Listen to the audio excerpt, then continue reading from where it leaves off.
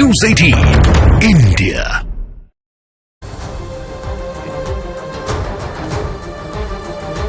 नमस्ते, मैं हूं किशोर अजवाणी। घड़ी इशारा कर रही है 9 बजे रात का वक्त। 100 बात की एक बात का 100 बात की एक बात में आज ईडी की टीम पर हमले के मामले में गिरफ्तार शाहजहां शेख को कोलकाता हाई कोर्ट के आदेश के बाद बंगाल पुलिस ने सीबीआई को सौंप दिया। प्रधानमंत्री नरेंद्र मोदी ने पश्चिम बंगाल में बनी देश की पहली अंडर वाटर मेट्रो ट्रेन का उद्घाटन किया और स्कूली बच्चों के साथ मेट्रो में सफर किया।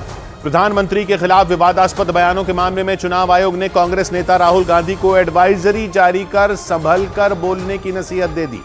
और राजस्थान में सब इंस्पेक्टर परीक्षा के पेपर लीक के आरोपियों की पेशी के दौरान वकीलों का गुस्सा फूट गया और उन्होंने आरोपियों की पिटाई कर दी। कलकत्ता हाईकोर्ट के आदेश के बाद बंगाल पुलिस ने शाहजहां शेख को सीबीआई के हवाले कर दिया। शाहजहां शेख 5 जनवरी को संदेश खाली में ईडी की टीम पर हुए हमले के मामले में आरोपी हैं। उस वक्त उनके ठिकाने पर छापा मारने गई ईडी की टीम के लोगों पर हमला बोल दिया गया था, जिसमें कई लोग घायल हो गए थे। इसी मामले में उन्हें सीबीआई के हवाले किया गया, लेकिन इससे पहले दिन भर ड्रामा चला क्योंकि बंगाल सरकार कलकत्ता हाईकोर्ट के आदेश के खिलाफ सुप्रीम कोर्ट पहुंच गई। एक दिन पहले यही दलील देकर बंगाल पुलिस की सीआईडी ने सीबीआई को शाहजहां शेख की कस्टडी नहीं दी थी, लेकिन सुप्रीम कोर्ट से झटका लगने के बाद सीआईडी को शाहजहां शेख की कस्टडी सीबीआई को देनी पड़ी और 20 घंटे की भागदौड़ और इंतजार के बाद सीबीआई के अधिकारी शाहजहां शेख को लेकर कोलकाता से निकल गए। सीबीआई की टीम के अधिकारियों के बीच बैठे शाहजहां शेख की तस्वीरें भी आईं, लेकिन इससे पहले दिन भर ड्रामा हुआ। कलकत्ता हाईकोर्ट ने सीआईडी की टीम को डेडलाइन तक दे डाली और सीआईडी से कहा कि वो शाम 4:30 बजे तक शाहजहां शेख को सीबीआई को सौंप दे, लेकिन डेडलाइन पार हो गई और सीआईडी की टीम शाहजहां शेख को लेकर यहां वहां दौड़ती रही और कोलकाता पहुंचे सीबीआई के अधिकारी इंतजार करते रहे क्योंकि सीआईडी की टीम मेडिकल जांच कराने के लिए शाहजहां शेख को ले गई और इस पूरी प्रक्रिया में शाम हो गई। जबकि कलकत्ता हाईकोर्ट के सीआईडी को डेडलाइन देते ही सीबीआई के अधिकारी कोलकाता में पुलिस मुख्यालय पहुंच गए, लेकिन उन्हें लंबा इंतजार करना पड़ा क्योंकि सीआईडी की टीम शाहजहां शेख की मेडिकल जांच कराने चली गई और करीब 3 घंटे तक यह प्रक्रिया चलती रही। एक दिन पहले तो सीबीआई की टीम को सीआईडी ने खाली हाथ ही लौटा दिया था और दलील दी थी कि बंगाल सरकार इस मामले की फौरन सुनवाई के लिए सुप्रीम कोर्ट जाने वाली है। नतीजा यह हुआ था कि 2 घंटे के इंतजार के बाद सीबीआई के अधिकारी खाली हाथ लौट गए थे, लेकिन अगले दिन सुप्रीम कोर्ट के फौरन सुनवाई से इनकार करने के बाद मामला एक बार फिर कलकत्ता हाईकोर्ट पहुंच गया और अदालत के आदेश पर सीबीआई को शाहजहां शेख की कस्टडी मिली क्योंकि वो 5 जनवरी को ईडी की टीम पर हुए हमले के आरोपी हैं और कलकत्ता हाईकोर्ट ने जांच का जिम्मा सीबीआई को सौंपा था। और शाहजहां शेख को सीबीआई के हवाले किए जाने के फौरन बाद बीजेपी नेता अमित मालवीय ने एक पुराना वीडियो सोशल मीडिया पर डाल दिया। यह वीडियो 1 जनवरी का बताया गया, जिसमें शाहजहां शेख सीबीआई और ईडी को खुली चुनौती देते दिखे और ये साफ कहते दिखे कि केंद्र की ये एजेंसियां उनका कुछ नहीं बिगाड़ सकती।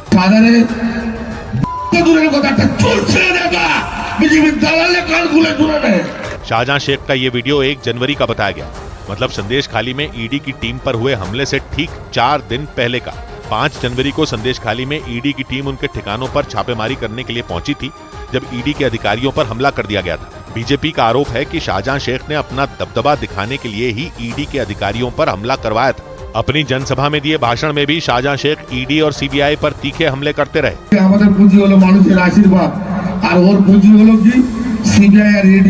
हालांकि 29 फरवरी को उनकी गिरफ्तारी के बाद टीएमसी ने उन्हें पार्टी से निलंबित कर दिया था। और इस बीच बंगाल दौरे पर गए प्रधानमंत्री ने संदेश खाली की पीड़ित महिलाओं से मुलाकात की। प्रधानमंत्री ने बंगाल के बारासात में एक रैली की और संदेश खाली की महिलाओं से वहीं उनकी मुलाकात हुई। संदेश खाली पर मचे बवाल के बीच वहां की कुछ आदिवासी महिलाएं बारासात पहुंची और वहीं पर संदेश खाली की उन महिलाओं में 5 महिलाओं से पीएम की मुलाकात हुई, लेकिन जो महिलाएं पीएम से नहीं मिल पाईं वो नाराज हो गईं। उन्होंने थोड़ा हंगामा किया और पुलिस पर उन्हें पीएम से मिलने से रोकने का आरोप लगाया। इसके बाद शुवेंदु अधिकारी और लॉकेट चटर्जी ने इन महिलाओं को समझाया, लेकिन संदेश खाली की जिन 5 महिलाओं की प्रधानमंत्री से मुलाकात हुई वो संतुष्ट दिखी। आश्वासन दिया है, हमारे साथ जो भी हुआ है सारे डिटेल्स में उन्होंने सुना है ध्यान से। सूत्रों ने बताया कि प्रधानमंत्री ने संदेश खाली की इन महिलाओं की बात धैर्य से सुनी, जैसे कोई पिता अपनी बेटियों का दुख सुन रहा हो। इसके बाद ये महिलाएं भावुक हो गईं क्योंकि प्रधानमंत्री ने इनका दर्द सुना और उनकी तकलीफ समझी। इन महिलाओं से मुलाकात से पहले प्रधानमंत्री ने बारासात की रैली में ममता सरकार पर निशाना साधा। अटकलें थीं कि प्रधानमंत्री संदेश खाली भी जाएंगे, लेकिन वो वहां नहीं गए और संदेश खाली से थोड़ी ही दूरी पर बारासात में लोगों से मिले। पीएम ने बारासात में रोड शो किया, जिसके बाद उन्होंने वहां रैली की। रैली में महिलाओं की भीड़ उमड़ी। मंच पर भी कई महिलाएं दिखी। रैली में बोलते हुए प्रधानमंत्री ने बंगाल में महिलाओं की सुरक्षा का मुद्दा उठाया और खुलकर संदेश खाली का नाम लिया और ममता सरकार को घेरा। संदेश खाली में जो कुछ भी हुआ उससे किसी का भी सिर शर्म से झुक जाएगा, लेकिन यहां की टीएमसी सरकार को आपके दुख से कोई फर्क नहीं पड़ता। बारासात और संदेश खाली दोनों बंगाल के उत्तर 24 परगना में है और संदेश खाली से बारासात की दूरी करीब 75 किलोमीटर है। यानी प्रधानमंत्री ने संदेश खाली के बहुत नजदीक रैली की और संदेश खाली पर मचे सियासी बवाल के बीच ममता बनर्जी को घेरा। इधर राजस्थान की राजधानी जयपुर में नगर निगम हेरिटेज में मेयर को हटाने की मांग पर हंगामा हो गया। कांग्रेस की मेयर मुनेश गुर्जर के खिलाफ बीजेपी के पार्षदों के साथ कांग्रेस के कुछ पार्षदों ने भी मोर्चा खोल दिया और नारेबाजी करते हुए सदन में मेयर की कुर्सी के सामने तक आ गए। हालांकि मेयर मुनेश गुर्जर के समर्थन में भी कांग्रेस के कई पार्षद उनकी कुर्सी के सामने पहुंच गए। हंगामा इतना बढ़ गया कि लगा कि दोनों पक्षों के बीच हाथापाई हो जाएगी। हंगामे के दौरान बीजेपी पार्षदों के साथ कांग्रेस के कुछ पार्षद भी नारेबाजी में शामिल हो गए। उन्होंने अपनी ही पार्टी की मेयर पर भ्रष्टाचार का आरोप लगा दिया। बीजेपी और कांग्रेस के पार्षदों ने मिलकर वहां काफी देर तक हंगामा किया। प्रदर्शन कर रहे बीजेपी के पार्षदों ने सदन के अंदर मेयर के खिलाफ लिखे हुए पोस्टर भी दिखाए। बीजेपी और कांग्रेस के कुछ पार्षदों ने जयपुर हेरिटेज नगर निगम की मेयर को सस्पेंड करने की मांग की। जयपुर में 2 नगर निगम हैं, एक जयपुर ग्रेटर नगर निगम और दूसरा जयपुर हेरिटेज नगर निगम। अशोक गहलोत के कार्यकाल के दौरान कांग्रेस की मुनेश गुर्जर जयपुर हेरिटेज नगर निगम की मेयर बन गई थी, लेकिन उन पर भ्रष्टाचार के गंभीर आरोप लगे थे। उधर जयपुर में ही कोर्ट में पेशी के दौरान पेपर लीक के आरोपियों की वकीलों ने पिटाई कर दी। कोर्ट में पेशी के लिए ले जाते वक्त आरोपियों पर वकीलों ने थप्पड़ और घूंसे बरसा दिए। आरोप है कि कोर्ट में पेश किए गए 14 लोगों ने 2021 में राजस्थान पुलिस सब इंस्पेक्टर भर्ती परीक्षा का पेपर लीक करके नौकरी हासिल की थी, लेकिन जांच के दौरान सच्चाई सामने आ गई और 14 आरोपियों को गिरफ्तार कर लिया गया। आरोपियों को कोर्ट में पेशी के लिए ले जाते समय हंगामा हो गया। पुलिस की गाड़ी से उतरते ही पेपर लीक के आरोपियों पर वहां मौजूद वकील टूट पड़े। किसी ने थप्पड़ बरसाए तो किसी ने घूंसे से हमला कर दिया। कोर्ट के गेट पर पुलिस की मौजूदगी में वकीलों ने पेपर लीक के आरोपियों की पिटाई कर दी। इस दौरान नाराज वकीलों ने नारेबाजी भी की। हालांकि वहां मौजूद पुलिस वाले सभी आरोपियों को अपने साथ कोर्ट के अंदर ले गए। पेशी के लिए पहुंचे पेपर लीक के कुछ आरोपियों ने मास्क से अपना चेहरा छिपा रखा था। कोर्ट ने सभी आरोपियों को 6 दिन की रिमांड पर भेज दिया। पेपर लीक केस की जांच कर रही टीम ने 2 दिन पहले इन 14 ट्रेनी सब इंस्पेक्टरों को गिरफ्तार किया था। इन पर सब इंस्पेक्टर भर्ती परीक्षा का पेपर लीक करवाने और अपनी जगह डमी कैंडिडेट यानी दूसरे छात्र से परीक्षा दिलवाने के आरोप लगे। उधर एनआईए ने बेंगलुरु के मशहूर रेस्टोरेंट रामेश्वरम कैफे में धमाका करने वाले संदिग्ध की जानकारी देने पर 10 लाख के इनाम का ऐलान कर दिया। 1 मार्च को रेस्टोरेंट के अंदर दोपहर के वक्त जोरदार धमाका हुआ था और उस धमाके से पूरे बेंगलुरु शहर में दहशत फैल गई थी। विस्फोट से पहले के कुछ वीडियो भी सामने आए थे, जिनमें एक संदिग्ध कंधे पर बैग लेकर रेस्टोरेंट में घुसते हुए और थोड़ी देर बाद वहां से निकलते हुए दिखाई दिया था। एनआईए को शक है कि इसी संदिग्ध ने रामेश्वरम कैफे में बम प्लांट किया था, लेकिन 6 दिन गुजर जाने के बाद भी एनआईए की टीम को इसकी कोई जानकारी नहीं मिली। वो कहां से आया था और धमाके से पहले कहां गायब हो गया, इसका एक सुराग तक नहीं मिला और इसीलिए एनआईए ने इस पर 10 लाख का इनाम रख दिया। मतलब जो भी इस संदिग्ध के बारे में जानकारी देगा उसे 10 लाख रुपए का इनाम दिया जाएगा और उसकी पहचान भी गुप्त रखी जाएगी। बाकायदा एनआईए ने पहचान करने के लिए संदिग्ध की एक तस्वीर भी जारी की। इसमें वो आरोपी सिर पर टोपी और कंधे पर बैग लिए नजर आया। उसकी आंखों पर चश्मा दिखा, लेकिन चेहरे पर मास्क नजर नहीं आया। इसीलिए एनआईए ने तस्वीर जारी करते हुए लोगों से इसकी जानकारी देने की अपील की, ताकि जल्द से जल्द रेस्टोरेंट के अंदर धमाका करने वाले इस संदिग्ध को गिरफ्तार किया जा सके। इस बीच महाराष्ट्र के अमरावती से सांसद नवनीत राणा को जान से मारने की धमकी दी गई। महाराष्ट्र के अमरावती से सांसद नवनीत राणा को जान से मारने की धमकी दी गई। उनके मुताबिक किसी ने उन्हें व्हाट्सएप पर मैसेज करने के साथ ही ऑडियो क्लिप के जरिए धमकाने की कोशिश की। हालांकि उन्होंने इस मामले में पुलिस में शिकायत दर्ज करा दी। दिल्ली के राजौरी गार्डन इलाके में कुछ लड़कों का कार से स्टंट करते हुए वीडियो वायरल होने के बाद उन पर एक्शन ले लिया गया। दिल्ली पुलिस ने जानकारी दी कि बीच सड़क पर स्टंट करने के आरोप में उनकी कार को जब्त कर लिया गया। इसके अलावा उस वीडियो में दिखने वाले लड़कों के खिलाफ एफआईआर भी दर्ज कर ली गई। चुनाव आयोग ने कांग्रेस नेता राहुल गांधी को एडवाइजरी जारी की। चुनाव आयोग ने उन्हें प्रधानमंत्री के बारे में संभलकर बोलने की सलाह दी। इस मामले में चुनाव आयोग ने दिल्ली हाईकोर्ट के उस आदेश को आधार बनाया जिसमें पीएम के खिलाफ टिप्पणी करने पर फैसला सुनाया गया था। उधर मुंबई के नगर निगम बीएमसी के खिलाफ 15,000 स्वच्छता स्वयंसेवकों को बेरोजगार करने का आरोप लगाते हुए विपक्षी गठबंधन के कार्यकर्ताओं ने प्रदर्शन किया। इस प्रदर्शन में बड़ी संख्या में स्वच्छता स्वयंसेवक भी शामिल हुए। स्वच्छता स्वयंसेवक वो लोग होते हैं जिन्हें बीएमसी कॉन्ट्रैक्ट पर शहर की साफ सफाई के लिए रखती है। लेकिन हालात तब बिगड़ गए जब प्रदर्शन कर रहे लोग उग्र हो गए। मुंबई से जो तस्वीरें सामने आई उनमें एक तस्वीर में एक आदमी नारे लिखी तख्ती लेकर बैरिकेड पर चढ़ता दिखाई दिया। तभी बैरिकेड के दूसरी ओर खड़े पुलिस वालों ने उसे पकड़ लिया। इसी तरह एक महिला हाथ में झाड़ू लेकर बैरिकेड पर चढ़ने की कोशिश करती नजर आई। उसी दौरान एक दूसरा प्रदर्शनकारी बैरिकेड पर चढ़कर बैठ गया। अगले ही पल पुलिस ने उसे नीचे खींच लिया। जमीन पर गिरने के बाद पुलिस के जवानों ने उसे उठाकर वहां से दूर कर दिया। लेकिन वहां अफरा तफरी तब मच गई जब कुछ प्रदर्शनकारियों ने बीएमसी दफ्तर में घुसने की कोशिश की। हालांकि ऐसा करने से पहले ही पुलिस ने उन्हें पकड़ लिया।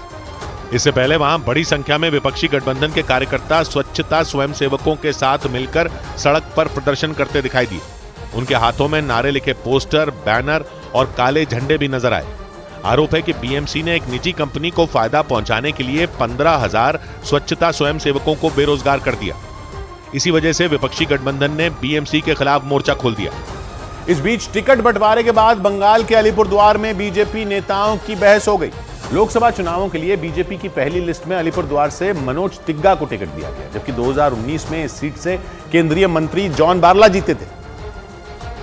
लेकिन इस बार उनका टिकट कटा और ऐसा होने के बाद वो सीधा मनोज तिग्गा से मिलने पहुंच गए और उन पर दबाव बनाया कि वो नाम वापस ले लें। बहस के दौरान मनोज तिग्गा ज्यादा नहीं बोले, लेकिन जॉन बारला तमतमाते रहे। हमसे छल होगा। केंद्रीय मंत्री जॉन बारला उन केंद्रीय मंत्रियों में शामिल थे जिनका बीजेपी की पहली लिस्ट में टिकट कटा और विधायक मनोज तिग्गा को उम्मीदवार बनाया गया। इस पर जॉन बारला भड़क गए और पवन सिंह का उदाहरण देते हुए तिग्गा पर दावेदारी वापस लेने का दबाव बनाया। मनोज तिग्गा का नाम उस समय चर्चा में आया था जब कुछ दिन पहले शुभेंदु अधिकारी ममता से मिलने पहुंचे थे और तिग्गा भी उनके साथ थे। इधर राजस्थान के मुख्यमंत्री भजनलाल शर्मा को कांग्रेस को कोरोना ने अपनी चपेट में ले लिया। राजस्थान के मुख्यमंत्री भजनलाल शर्मा कोरोना पॉजिटिव हो गए। उन्होंने सोशल मीडिया के जरिए कोरोना पॉजिटिव होने की जानकारी दी और यह भी बताया कि वो रिपोर्ट आने के बाद सेल्फ आइसोलेशन में चले गए। झारखंड पुलिस ने दावा किया कि 1 मार्च को दुमका में जिन 8 लोगों ने स्पेन की महिला का गैंगरेप किया था, उसकी प्लानिंग उन्होंने कई घंटों पहले ही कर ली थी। पुलिस के मुताबिक पूछताछ के दौरान उन आरोपियों ने बताया कि उन्होंने उस महिला को 1 मार्च को शाम करीब 5:30 बजे देखा था और वो तभी से उसके पीछे पड़ गए थे। एमएसपी समेत अपनी कई मांगों को लेकर किसानों ने एक बार फिर दिल्ली कूच करने का ऐलान किया, जिसे देखते हुए पहले से ही दिल्ली की सीमाओं पर भारी बैरिकेडिंग कर दी गई और भारी संख्या में पुलिस तैनात कर दी गई। कुछ दिनों पहले कई किसान संगठनों ने देश भर के किसानों से सुबह दिल्ली पहुंचने की अपील की थी।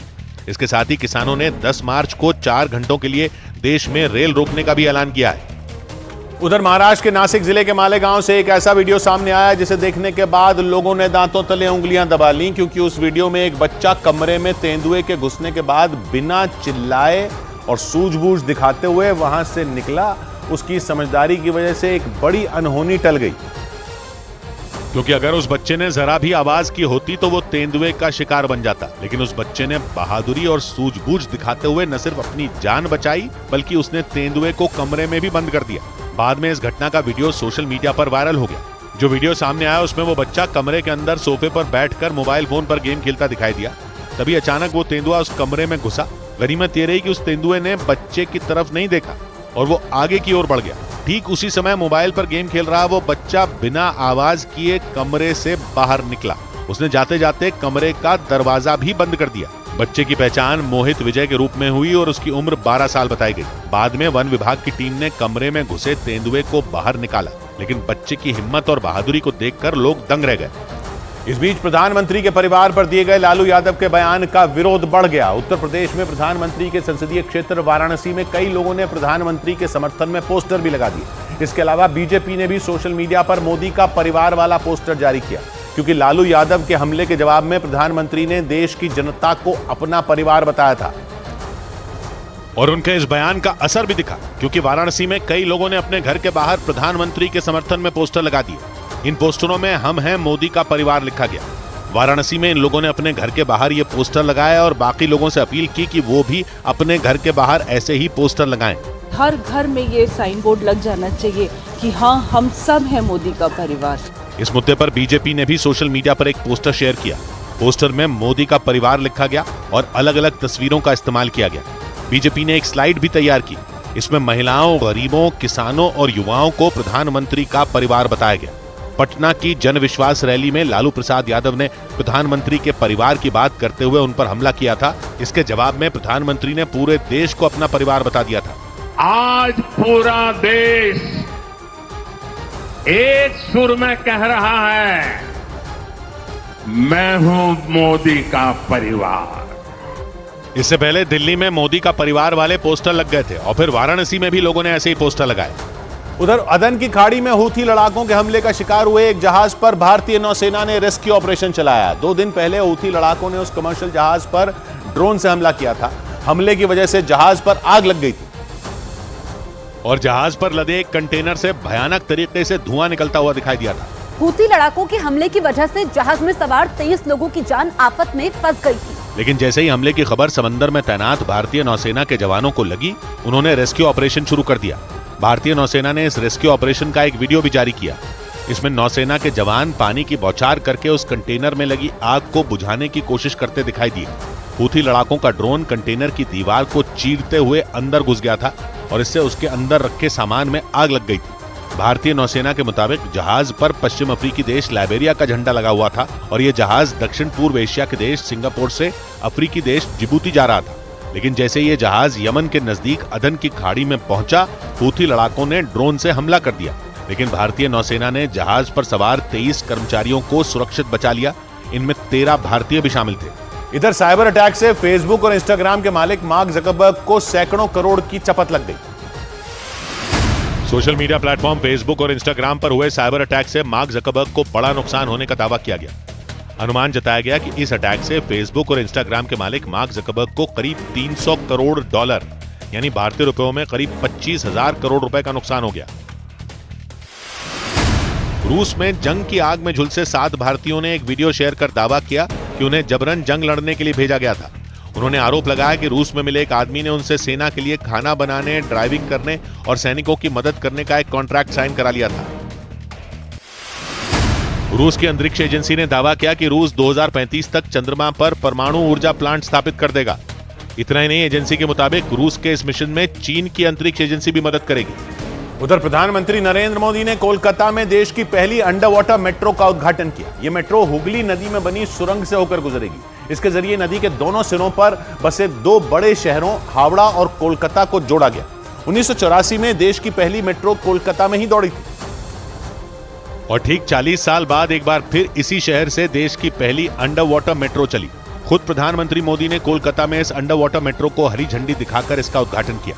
खास बात यह रही कि ये मेट्रो हुगली नदी के नीचे बने टनल में चलेगी। इस अंडर वाटर मेट्रो का उद्घाटन करने के बाद प्रधानमंत्री ने स्कूल के बच्चों के साथ इसमें सफर भी किया। इसका एक वीडियो भी सामने आया और उसमें वो मेट्रो के अंदर बच्चों के साथ हल्के फुल्के अंदाज में बातचीत करते दिखाई दिए। बच्चे भी उनके साथ घुलते मिलते नजर आए। कुछ देर तक बच्चों से बात करने के बाद प्रधानमंत्री मोदी ने नदी के नीचे सुरंग बनाने वाले इंजीनियरों और वहां काम करने वाले दूसरे लोगों से भी बातचीत की। अंडर वाटर टनल से निकलने के बाद जब मेट्रो एक स्टेशन पर पहुंची तो वहां बड़ी संख्या में लोग नजर आए। प्रधानमंत्री ने मेट्रो के अंदर से ही उनका अभिवादन किया। इस दौरान उनके साथ पश्चिम बंगाल में बीजेपी के प्रदेश अध्यक्ष सुकांत मजूमदार और बीजेपी नेता शुभेंदु अधिकारी भी मौजूद रहे।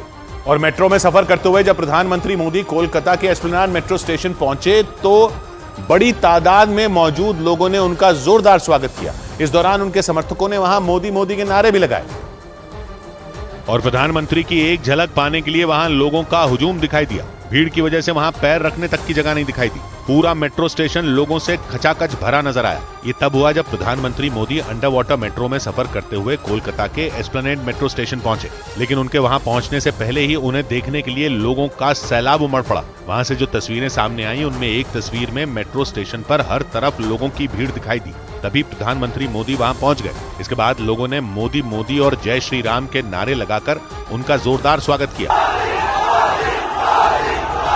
इस दौरान प्रधानमंत्री कुछ देर तक खड़े रहे और वो लगातार हाथ हिलाकर मेट्रो स्टेशन की सीढ़ियों पर खड़े लोगों का अभिवादन स्वीकार करते नजर आए, जबकि वहां मौजूद लोग मोबाइल फोन से उनका वीडियो बनाते रहे। हालांकि थोड़ी देर बाद पीएम मोदी वहां से निकल गए। और देश की पहली अंडर वाटर मेट्रो की खास बात यह कि यह जमीन से 33 मीटर नीचे बने ट्रैक पर दौड़ेगी। बाकायदा प्रधानमंत्री ने नदी के नीचे बनाई गई सुरंग और उसमें मेट्रो के दौड़ने से जुड़ी हर छोटी बड़ी जानकारी हासिल की। क्योंकि पानी के अंदर बनी मेट्रो सुरंग इंजीनियरिंग की एक शानदार उपलब्धि है। लंदन और पेरिस के बाद भारत तीसरा ऐसा देश बन गया जिसने पानी के नीचे मेट्रो चलाई। जानकारी के मुताबिक कि मेट्रो जमीन से 33 मीटर नीचे और हुगली नदी की तलहटी से 13 मीटर नीचे बने ट्रैक पर दौड़ेगी। इसके लिए करीब 4 किलोमीटर लंबे 2 अंडरग्राउंड टनल तैयार किए गए। इसमें पानी के नीचे 520 मीटर का हिस्सा हावड़ा स्टेशन और महाकरण स्टेशन के बीच बनाया गया। बताया गया कि मेट्रो इस टनल को 80 किलोमीटर प्रति घंटा की रफ्तार से सिर्फ 45 सेकंड में पार कर लेगी। तो जैसे ही ये ट्रेन चलती है और अंडर वाटर टनल शुरू होता है तो आपको बिल्कुल ऐसा लगता है जैसे आप एक्वेरियम में चल रहे हैं। ये under water metro service Kolkata metro के ईस्ट वेस्ट कॉरिडोर के हावड़ा मैदान और एस्प्लेनेड सेक्शन के बीच बनाई गई। इसके तहत हुगली नदी के नीचे सुरंग से होते हुए करीब 16.5 किलोमीटर का सफर तय किया जाएगा। हावड़ा मैदान से एस्प्लेनेड मेट्रो स्टेशन तक करीब 5 किलोमीटर का रूट बनकर तैयार होगी। इस पर 4 अंडरग्राउंड स्टेशन में 3 हावड़ा मैदान, हावड़ा स्टेशन और महाकरण स्टेशन पानी के नीचे बनाए गए। हावड़ा स्टेशन तो जमीन से 30 मीटर नीचे दुनिया का सबसे गहराई में बना मेट्रो स्टेशन बनाया गया। यही नहीं, दावा किया गया कि इस अंडर वाटर मेट्रो में लोगों को 5G इंटरनेट की सुविधा भी मिलेगी। इधर अनुमान जताया गया कि इस बार देश के कई राज्यों में भीषण गर्मी पड़ सकती है।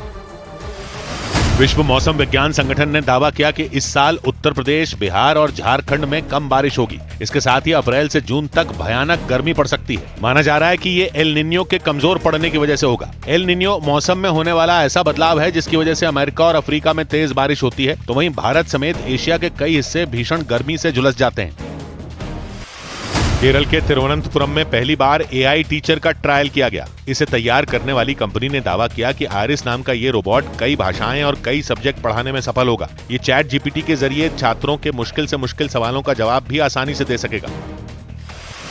सूत्रों के मुताबिक 48 लोकसभा सीटों वाले महाराष्ट्र में सीटों के बंटवारे को लेकर एनडीए के बड़े नेताओं के बीच बैठक हुई। इस बैठक में अमित शाह, एकनाथ शिंदे और अजीत पवार शामिल हुए। सूत्रों के मुताबिक महाराष्ट्र में बीजेपी 32 सीटों पर तो शिवसेना शिंदे गुट 10 सीटों पर चुनाव लड़ सकती है। इसके साथ ही एनसीपी अजीत पवार गुट को 3 सीटें मिल सकती हैं। उधर हरियाणा के नूंह में परीक्षा के दौरान नकल करवाने का चौंका देने वाला एक वीडियो सामने आया। बताया गया कि एक रोज पहले वहां के एक स्कूल में 10वीं और 12वीं बोर्ड की परीक्षा चल रही थी और इस दौरान कुछ लड़के उस स्कूल की इमारत पर चढ़ते नजर आए। वो उस इमारत में बने झरोखों से नकल की पर्चियां फेंकते दिखे। ऐसा करने वाला कोई एक लड़का नहीं था, बल्कि कई लड़के उस इमारत के झरोखों पर लटके नजर आए। उन लड़कों को न अपनी जान की परवाह थी और न ही किसी का डर था। वो बेखौफ होकर परीक्षा केंद्र में बैठे अपने साथियों तक नकल की पर्चियां पहुंचाते रहे। आरोप है कि इस दौरान पुलिस भी वहां तैनात रही, लेकिन किसी ने उन लड़कों को रोकने की कोशिश तक नहीं की। उन लड़कों ने अपने दोस्तों को नकल करवाने के लिए एड़ी चोटी का जोर लगा दिया। वहां से आई तस्वीरों में कई छात्र रस्सी के सहारे उस स्कूल की इमारत पर लटके नजर आए, जबकि कुछ लड़के उसकी छत पर चढ़कर उनकी मदद करते दिखाई दिए। इस वीडियो के सामने आते ही प्रशासन और शिक्षा विभाग में हड़कंप मच गया। मेल करवाने पाया कि आप संबंधित जो है तो उनसे कहें कि बीमारी हस्तक्षेप ज्यादा है। बताया गया उस स्कूल में 10वीं और 12वीं के बोर्ड की परीक्षा चल रही थी। इस दौरान नकल रोकने के लिए कई इंतजाम किए गए थे, लेकिन उन लड़कों ने सारे इंतजामों पर पानी फेर दिया। इस बीच केंद्र शासित प्रदेश पुदुचेरी में 9 साल की एक बच्ची की रेप के बाद हत्या के विरोध में सैकड़ों लोग सड़कों पर उतर आए। वहां 4 रोज पहले लापता हुई उस बच्ची का शव उसके घर के पास ही एक नाले से बरामद किया गया। पुलिस जांच में पता चला कि आरोपियों ने नशे की हालत में वारदात को अंजाम दिया था और इसके बाद तो वहां लोगों का गुस्सा बुरी तरह भड़क गया। विरोध करने के लिए वो बड़ी संख्या में समंदर के किनारे पहुंच गए। उन्होंने वहां तट पर मौजूद पत्थरों पर खड़े होकर पुलिस और प्रशासन के खिलाफ नारे लगाए। लोगों ने आरोप लगाया कि पुदुचेरी की पुलिस नशीले पदार्थों की तस्करी पर लगाम कसने में नाकाम रही। दावा किया गया कि इसी वजह से वहां होने वाले अपराधों के आंकड़ों में तेजी देखी गई। और इसी बीच 9 साल की उस बच्ची के रेप के मामले ने लोगों को और ज्यादा भड़का दिया। आरोप लगा कि जब वो बच्ची अपने घर के पास खेल रही थी तो कुछ लोगों ने उसे अगवा कर लिया था। इसके 4 दिन बाद उसका शव घर के पास ही नाले से मिला। जांच में पता चला कि रेप के बाद उस बच्ची की हत्या कर दी गई। पुलिस के मुताबिक इस मामले में पकड़े गए दोनों आरोपियों ने पूछताछ में बताया कि उन्होंने नशे की हालत में वारदात को अंजाम दिया था। यही वजह रही कि पुदुचेरी में नशे की वजह से बढ़ते अपराधों को लेकर लोगों ने मोर्चा खोल दिया। उधर पोलैंड की राजधानी वॉर्सो में एक बार फिर किसानों ने जोरदार प्रदर्शन किया। वहां किसान फसलों की बढ़ती लागत और यूक्रेन से अनाज के आयात के विरोध में प्रदर्शन करने जुटे। लेकिन उनका सामना वहां मौजूद सैकड़ों पुलिस वालों से हो गया। पुलिस ने प्रदर्शन कर रहे किसानों को रोकने के लिए पूरी ताकत झोंक दी, लेकिन विरोध के लिए वहां जमा हुए किसानों ने पुलिस वालों की तरफ पटाखे उछाल दिए। हाथों में झंडे लिए प्रदर्शनकारी किसान वहां पुलिस वालों के सामने डटे रहे। पुलिस ने भी उन्हें वहां से हटाने की काफी कोशिशें की, लेकिन किसान वहां लगातार पटाखे फोड़कर विरोध दर्ज करवाते रहे। इस दौरान कुछ प्रदर्शनकारी पुलिस को चकमा देकर एक तरफ दौड़ लगाते दिखाई दिए। हालांकि कई पुलिस वालों ने भी उन्हें रोकने के लिए दौड़ लगा दी। दूसरी तरफ कुछ किसानों के सामने तो पुलिस वाले ऐसे अड़ गए मानो वहां दोनों के बीच कोई जंग छिड़ने वाली हो। पोलैंड के किसान पड़ोसी यूक्रेन से सस्ते दाम पर अनाज के आयात की वजह से भड़के हुए हैं। रूस के साथ जंग के दौरान यूरोपीय देशों ने कई तरह से यूक्रेन की मदद का फैसला किया था। इसी के तहत यूक्रेन से अनाज और मांस का आयात शुरू किया गया था और सरकार ने वहां से आने वाले अनाज और मांस पर कई तरह की टैक्स छूट भी दे दी थी। इधर असम के करीमगंज में पुलिस ने गांजे से भरा एक ट्रक जब्त कर लिया। असम के करीमगंज में पुलिस ने 1317 किलो गांजा जब्त कर लिया।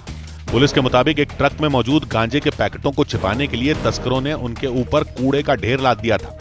हालांकि इसके बावजूद वो पुलिस के चंगुल से नहीं बच पाए। खबर है कि केंद्रीय बीजेपी चुनाव समिति की बैठक 8 मार्च को होगी। इस बैठक में बिहार, महाराष्ट्र, ओडिशा, हरियाणा और पंजाब की लोकसभा सीटों पर उम्मीदवारों के नामों पर चर्चा होगी। इस बैठक से पहले बीजेपी अध्यक्ष जेपी नड्डा राज्यों के कोर ग्रुप के साथ बैठक करेंगे। बीजेपी ने 2 मार्च को 195 उम्मीदवारों की लिस्ट जारी की थी। रणजी ट्रॉफी क्रिकेट टूर्नामेंट में विदर्भ की टीम ने मध्य प्रदेश को 62 रन से हराकर फाइनल में जगह बना ली। फाइनल मुकाबले में उसका सामना 41 बार की चैंपियन टीम मुंबई से होगा। रणजी ट्रॉफी का फाइनल मैच 10 मार्च को खेला जाएगा। इधर बिहार के मुजफ्फरपुर में उस वक्त बवाल हो गया जब सरकारी जमीन से अतिक्रमण हटाने पहुंची पुलिस की टीम पर भीड़ ने हमला कर दिया। हालात तब बिगड़ गए जब लोगों की भीड़ ने पुलिस पर पथराव शुरू कर दिया। इसके बाद हालात संभालने के लिए पुलिस ने वहां मोर्चा संभाल लिया और पथराव कर रहे लोगों को खदेड़ना शुरू कर दिया, क्योंकि लाख समझाने के बाद भी भीड़ ने पत्थर चलाना बंद नहीं किया। इसी वजह से पुलिस ने भी उनके खिलाफ एक्शन शुरू कर दिया। वहां से जो तस्वीरें सामने आई उनमें एक तस्वीर में लोगों की भीड़ पुलिस पर पथराव करती दिखाई दी। इसके बाद पुलिस वालों ने भी उन्हें जवाब देने के लिए उन पर पत्थरबाजी शुरू कर दी। इसी वजह से वहां के हालात और ज्यादा खराब हो गए। हालात संभालने के लिए पुलिस के जवान हवा में फायरिंग तक करते नजर आए। ये पूरा बवाल तब हुआ जब मुरारपुर इलाके में बन रहे एक मेगा फूड पार्क की जमीन से प्रशासन की टीम अतिक्रमण हटाने पहुंची, लेकिन जैसे ही बुलडोजर एक्शन में आया वहां रहने वाले लोग भड़क गए। आरोप है कि लोगों की भीड़ पुलिस वालों से भिड़ गई और उन पर पथराव शुरू कर दिया। वहाँ के जो लोकल ग्रामीण हैं उनके द्वारा पुलिस पे अटैक किया गया और अटैक में हमारे कुछ पुलिसकर्मी घायल हुए। हालांकि किसी तरह पुलिस ने लोगों पर लाठीचार्ज कर मामला संभाल लिया, लेकिन पुलिस के एक्शन की वजह से वहां तनाव फैल गया। इसे देखते हुए प्रशासन ने वहां भारी संख्या में पुलिस के जवानों को तैनात कर दिया ताकि वक्त रहते किसी भी तरह के हालात से निपटा जा सके। इस बीच यूपी के रायबरेली से प्रियंका गांधी के चुनाव लड़ने की मांग तेज हो गई। वहां इससे जुड़े पोस्टर भी लग गए। सूत्रों ने बताया कि यूपी कांग्रेस ने आला कमान से प्रियंका को रायबरेली से उम्मीदवार बनाने की मांग की और इन मांगों के बीच यूपी के रायबरेली में इससे जुड़े पोस्टर लग गए।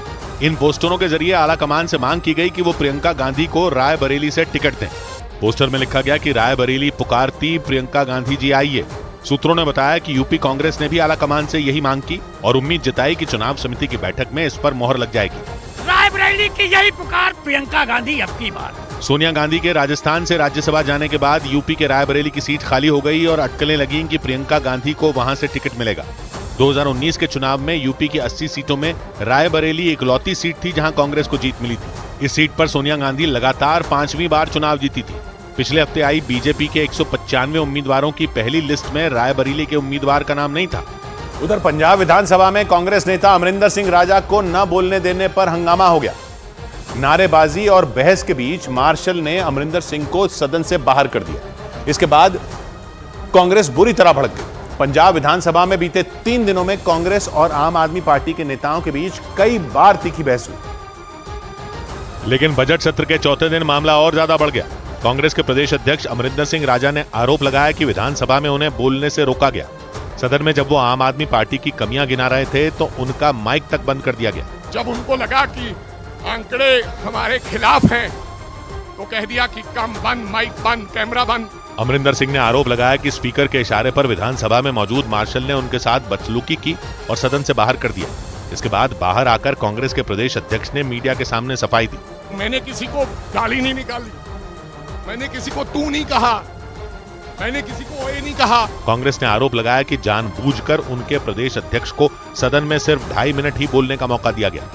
2 दिन पहले कांग्रेस के प्रताप सिंह बाजवा और मुख्यमंत्री भगवंत मान के बीच विधानसभा में काफी जोरदार बहस हो गई थी। इधर कानपुर में मुठभेड़ के दौरान पुलिस ने गो तस्करी के 2 आरोपियों को गिरफ्तार कर लिया। पुलिस के मुताबिक सूचना मिलने पर उन तस्करों को पकड़ने के लिए पुलिसकर्मी घात लगाकर बैठे थे, लेकिन पुलिस के मुताबिक जब उन्हें रुकने का इशारा किया गया तो उन्होंने फायरिंग कर दी और इसके बाद वहां मुठभेड़ हो गई। मुठभेड़ के बाद सड़क के किनारे झाड़ियों के बीच कई धारदार हथियार मिले। इसके साथ ही वहां उन बदमाशों की पिस्तौल भी जमीन पर पड़ी नजर आई। बताया गया कि उन बदमाशों को रोकने के दौरान ये मुठभेड़ हुई। पुलिस के मुताबिक उन बदमाशों को रोकने की कोशिश की गई तो उन्होंने पुलिस के जवानों पर गोली चला दी। इसके बाद उनके खिलाफ जवाबी कार्रवाई की गई और दोनों बदमाशों को पुलिस ने धर दबोचा। इस दौरान उनमें एक बदमाश के पैर में गोली लग गई। पुलिस के मुताबिक वो बदमाश एक गाय की तस्करी कर उसे कहीं ले जा रहे थे, लेकिन पुलिस ने उन्हें पकड़ लिया। उधर उत्तर प्रदेश के आगरा में मेट्रो ट्रेन की शुरुआत हो गई। प्रधानमंत्री नरेंद्र मोदी ने कोलकाता से वीडियो कॉन्फ्रेंसिंग के जरिए आगरा मेट्रो का उद्घाटन किया। इस दौरान सीएम योगी आदित्यनाथ आगरा में मौजूद रहे और उन्होंने आगरा मेट्रो में सफर भी किया। और हम सब आभारी हैं कि आदरणीय प्रधानमंत्री जी ने आगरा को मेट्रो के लिए चयन करके इस कार्य को तेजी के साथ आगे बढ़ाने का कार्य किया। दिल्ली हाईकोर्ट ने दिल्ली विधानसभा से निलंबित 7 बीजेपी विधायकों का निलंबन रद्द कर दिया। इन विधायकों को 15 फरवरी को बजट सत्र में उपराज्यपाल विनय सक्सेना के संबोधन के दौरान हुए उपद्रव की वजह से निलंबित कर दिया गया था। सूत्रों ने दावा किया कि एनडीए को ओडिशा में नया साथी मिल सकता है। खबर है कि 21 लोकसभा सीटों वाले ओडिशा में चुनाव से पहले बीजेपी और नवीन पटनायक की पार्टी बीजेडी के बीच गठबंधन हो सकता है। इस बीच उत्तर प्रदेश के सैफई में एक अस्पताल के उद्घाटन के बाद क्रेडिट वॉर छिड़ गई। सैफई को समाजवादी पार्टी का गढ़ माना जाता है और उत्तर प्रदेश के मुख्यमंत्री योगी आदित्यनाथ उस अस्पताल के उद्घाटन के लिए खुद वहां पहुंचे और सैफई में 500 बेड वाले सुपर स्पेशलिटी हॉस्पिटल का उद्घाटन किया। उनके साथ उप मुख्यमंत्री ब्रिजेश पाठक भी मौजूद रहे। इस अस्पताल की नींव उत्तर प्रदेश के पूर्व मुख्यमंत्री मुलायम सिंह यादव ने रखी थी, लेकिन अस्पताल का उद्घाटन योगी आदित्यनाथ के हाथों से हुआ। लेकिन अस्पताल का उद्घाटन होते ही क्रेडिट वॉर छिड़ गई, क्योंकि अखिलेश यादव ने एक वीडियो शेयर किया और दावा किया कि ये वीडियो सैफई के उसी अस्पताल का है जिसका योगी आदित्यनाथ ने उद्घाटन किया। उन्होंने वीडियो शेयर करते हुए लिखा कि योगी आदित्यनाथ ने आधे अधूरे अस्पताल का उद्घाटन कर दिया, क्योंकि यह अस्पताल समाजवादी पार्टी ने बनवाना शुरू किया था और बीजेपी ने इसे बनवाने का क्रेडिट लेने की कोशिश की। इधर उत्तर प्रदेश के अमेठी में केंद्रीय मंत्री स्मृति ईरानी एक दिव्यांग से मिलने के लिए भीड़ के बीच मंच से नीचे उतर गई। स्मृति ईरानी वहां सांसद महिला मैराथन दौड़ प्रतियोगिता के आयोजन के मौके पर पहुंची थी, लेकिन तभी उनकी नजर वहां आए एक दिव्यांग पर पड़ी। वो लोगों की भीड़ के बीच मंच से उतरकर सीधे उस दिव्यांग के पास पहुंच गई। व्हीलचेयर पर बैठे उस दिव्यांग ने अपनी मुश्किलों के बारे में स्मृति ईरानी को बताया। इस दौरान वो ध्यान से उसकी बातें सुनती रही। केंद्रीय मंत्री को अपने बीच पाकर उस दिव्यांग की मां के आंसू निकल पड़े। रो नहीं, वहीं कर देंगे, चिंता ना करो। स्मृति ईरानी ने उस दिव्यांग की बातें सुनने के बाद तुरंत वहां मौजूद अफसरों को उसकी मदद करने के निर्देश दिए। तुम घर जाओ, कार्यक्रम बाद कोई आ जाएगा। विश्व तेरी जिम्मेदारी में। स्मृति ईरानी से मिलने वाला दिव्यांग अमेठी के ही सराय का रहने वाला बताया गया। लंबे वक्त से उसका इलाज लखनऊ के एक अस्पताल में चल रहा था। उधर छत्तीसगढ़ के राजनांदगांव में नगर निगम की बैठक के दौरान पक्ष और विपक्ष के पार्षदों के बीच जमकर बवाल हो गया। बजट बैठक के दौरान विपक्ष ने महापौर के खिलाफ भ्रष्टाचार का आरोप लगाकर नारेबाजी शुरू कर दी और वहां हंगामा इतना ज्यादा बढ़ गया कि पक्ष और विपक्ष के पार्षद एक दूसरे को धक्का देते दिखाई दिए। नगर निगम की बैठक के दौरान बवाल का जो वीडियो सामने आया उसमें दिखाई दिया कि पीले रंग की शर्ट पहना हुआ एक पार्षद पीछे से वहां पहुंचा और बहस कर रहे बीजेपी के पार्षद को धक्का देने लगा। हंगामा कर रहे पार्षद एक दूसरे को उंगलियां दिखाकर धमकियां देते नजर आए। बवाल की शुरुआत बजट भाषण के दौरान हुई। महापौर हेमा देशमुख ने जब 28.5 लाख रुपए के घाटे वाला बजट पेश किया तो विपक्षी पार्षद भड़क गए। इसके बाद वो सदन में खड़े हो गए और नारेबाजी शुरू कर दी। विपक्षी पार्षदों ने आरोप लगाया कि अपने भ्रष्टाचार को छिपाने के लिए कांग्रेस की महापौर ने घाटे वाला बजट पेश किया। विपक्ष के सभी पार्षद काफी देर तक वहां हंगामा करते रहे। महापौर हेमा देशमुख ने विपक्ष पर सदन में जानबूझकर बवाल करने का आरोप लगाया। इस बीच ताइवान ने भारतीय मजदूरों पर दिए गए बयान पर माफी मांग ली। ताइवान के श्रम मंत्री ने भारतीय मजदूरों पर दिए गए एक विवादित बयान के लिए माफी मांग ली। ताइवान की मंत्री शू मिंग ने 29 फरवरी को पूर्वोत्तर भारत के लोगों पर एक आपत्तिजनक बयान दिया था। इसके बाद भारत ने इसका कड़ा विरोध किया था। केंद्रीय मंत्री अनुराग ठाकुर ने ऐलान किया कि खेलो इंडिया गेम्स में पदक जीतने वाले खिलाड़ियों को भी सरकारी नौकरियां दी जाएंगी। इससे पहले ओलंपिक्स और कॉमनवेल्थ गेम्स में पदक जीतने वाले खिलाड़ियों को सरकारी नौकरियां दी जाती थी। अमेरिका में शरणार्थियों को पनाह देने के फैसले के बाद अमेरिका के राष्ट्रपति बाइडेन घिर गए। उन पर पूर्व राष्ट्रपति डोनाल्ड ट्रंप ने तीखा हमला बोला। एक दिन पहले एलॉन मस्क ने भी उनके इस फैसले की आलोचना करते हुए इसे अमेरिका के लिए 9/11 से भी बड़ा खतरा बताया था।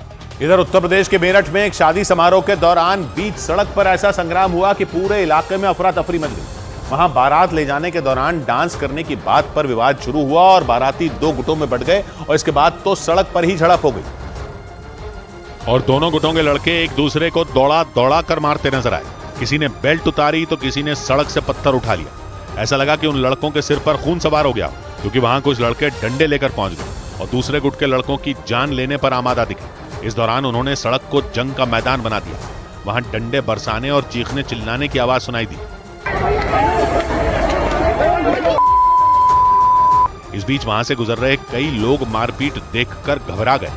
कुछ गाड़ियां तो सड़क किनारे ही रुकी दिखी, लेकिन दोनों गुटों के बीच मारपीट नहीं रुकी। उनमें 2 लड़कों ने दूसरे गुट के एक लड़के को बुरी तरह पीटना शुरू कर दिया। इसके बाद वो लड़का अपनी जान बचाने के लिए दौड़ पड़ा, लेकिन उन्होंने उसका पीछा नहीं छोड़ा और अपनी बेल्ट उतारकर उसे पीटने के लिए भागते दिखे। वहां कुछ देर के लिए ऐसा लगा मानो भगदड़ मच गई। आरोप लगा कि बाराती नशे में थे और डांस करने की बात पर वो लोग 2 गुटों में बंट गए और मारपीट हो गई। उधर धारा 370 हटने के बाद प्रधानमंत्री नरेंद्र मोदी पहली बार कश्मीर पहुंचेंगे। सुबह होने वाली प्रधानमंत्री की रैली के लिए पूरे जम्मू कश्मीर में सुरक्षा के पुख्ता इंतजाम किए गए और खासतौर पर श्रीनगर के बख्शी स्टेडियम के आसपास सुरक्षा का सख्त घेरा बना दिया गया। प्रधानमंत्री के जम्मू कश्मीर दौरे के लिए चप्पे चप्पे पर पुलिस और सीआरपीएफ तैनात कर दी गई। सिर्फ श्रीनगर ही नहीं बल्कि आसपास के जिलों में भी सड़क से गुजरने वाली हर गाड़ी की तलाशी ली गई और हर आने वाले जाने वाले शख्स पे लगातार निगरानी रखी जा रही है। प्रधानमंत्री की रैली के लिए श्रीनगर की हर सड़क पर बीजेपी के झंडे लगे नजर आए। रैली के बाद प्रधानमंत्री नरेंद्र मोदी बख्शी स्टेडियम में एक जनसभा को संबोधित करेंगे। इसीलिए सुरक्षा कड़ी करते हुए एक दिन पहले ही उस स्टेडियम की तरफ जाने वाले रास्ते आम लोगों के लिए बंद कर दिए गए। बख्शी स्टेडियम के पवेलियन को लोगों के बैठने के लिए तैयार किया गया, जबकि उस स्टेडियम के बीचों बीच एक बड़ा स्टेज बनाया गया जहां से प्रधानमंत्री जनसभा को संबोधित करेंगे। प्रधानमंत्री के इस दौरे को लेकर कश्मीर के लोगों में भी काफी उत्साह देखने को मिला। ट्रांसफॉर्मेशनल चेंजेस हमने पिछले 5 साल में देखी हैं। वो चेंजेस तब आई हैं जब हमारे ऑनरेबल पीएम ने कुछ स्ट्रॉन्ग स्टेप्स लिए। बीजेपी ने दावा किया कि इस जनसभा में 2 लाख लोग शामिल होंगे और इसे देखते हुए उस स्टेडियम में सुरक्षा के पुख्ता इंतजाम किए गए। लेकिन इस बीच पाकिस्तान ने एक बार फिर भारत को गीदड़ भभकी देने की कोशिश की। खुफिया सूत्रों के मुताबिक प्रधानमंत्री नरेंद्र मोदी की रैली को लेकर कश्मीरियों को धमकियां दी गईं और उन लोगों को प्रधानमंत्री की रैली में शामिल न होने को कह दिया। खुफिया सूत्रों के मुताबिक प्रधानमंत्री नरेंद्र मोदी के जम्मू कश्मीर दौरे से पहले कश्मीर के लोगों को अलग अलग नंबरों से फोन आए। दावा किया गया कि लोगों को फोन पर धमकी दी गई और उन्हें रैली में न पहुंचने को कहा गया। इस मामले की शिकायत होने के बाद जब जांच की गई तो सामने आया कि ये सभी कॉल अंतर्राष्ट्रीय नंबरों से की गई। खुफिया सूत्रों के मुताबिक इसके पीछे विदेशों में बैठे पाकिस्तान समर्थक आतंकियों का हाथ हो सकता है, जो नहीं चाहते कि प्रधानमंत्री नरेंद्र मोदी का जम्मू कश्मीर दौरा सफल हो। और माना तो ये तक जा रहा है कि इसके पीछे सिख कट्टरपंथी पन्नू का हाथ भी हो सकता है। ऐसे में पुलिस ने इस मामले की जांच तेज कर दी, क्योंकि सुबह प्रधानमंत्री कश्मीर के दौरे पर रहेंगे और इसीलिए पुलिस इस मामले में गलती की जरा भी गुंजाइश नहीं छोड़ना चाहती। इस बीच बेंगलुरु में पीने के पानी की समस्या इतनी बढ़ गई कि राज्य के उप मुख्यमंत्री के घर का बोरवेल तक सूख गया। बेंगलुरु में पीने के पानी की समस्या को देखते हुए कर्नाटक के मुख्यमंत्री सिद्धरमैया और उप मुख्यमंत्री डीके शिवकुमार ने एक बड़ी बैठक की। इस बैठक में डीके शिवकुमार ने बताया कि बेंगलुरु में उनके अपने घर का बोरवेल भी सूख गया है। इतना ही नहीं, उन्होंने जानकारी दी कि बेंगलुरु में 3000 से ज्यादा बोरवेल से पानी आना बंद हो चुका है। अपहरण और अवैध वसूली के मामले में दोषी करार दिए गए पूर्व सांसद धनंजय सिंह को 7 साल की सजा सुना दी गई। इसके अलावा उन पर 25,000 का जुर्माना भी लगाया गया। पूर्व सांसद धनंजय सिंह को यह सजा जौनपुर की एमपी एमएलए कोर्ट ने सुनाई। मालदीव के राष्ट्रपति मोहम्मद मुइज़ू ने एक बार फिर भारतीय सैनिकों को मालदीव से हटाने के इरादे साफ कर दिए। उन्होंने दावा किया कि भारतीय सेना का एक भी जवान वर्दी में या सादे कपड़ों में 10 मई के बाद मालदीव में नहीं रहेगा।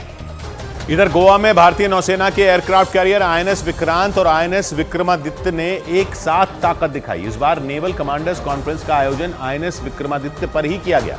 यानी नौसेना की 3 दिनों की ये कमांडर्स कॉन्फ्रेंस समंदर की लहरों पर तैरते जंगी जहाज पर ही चलेगी।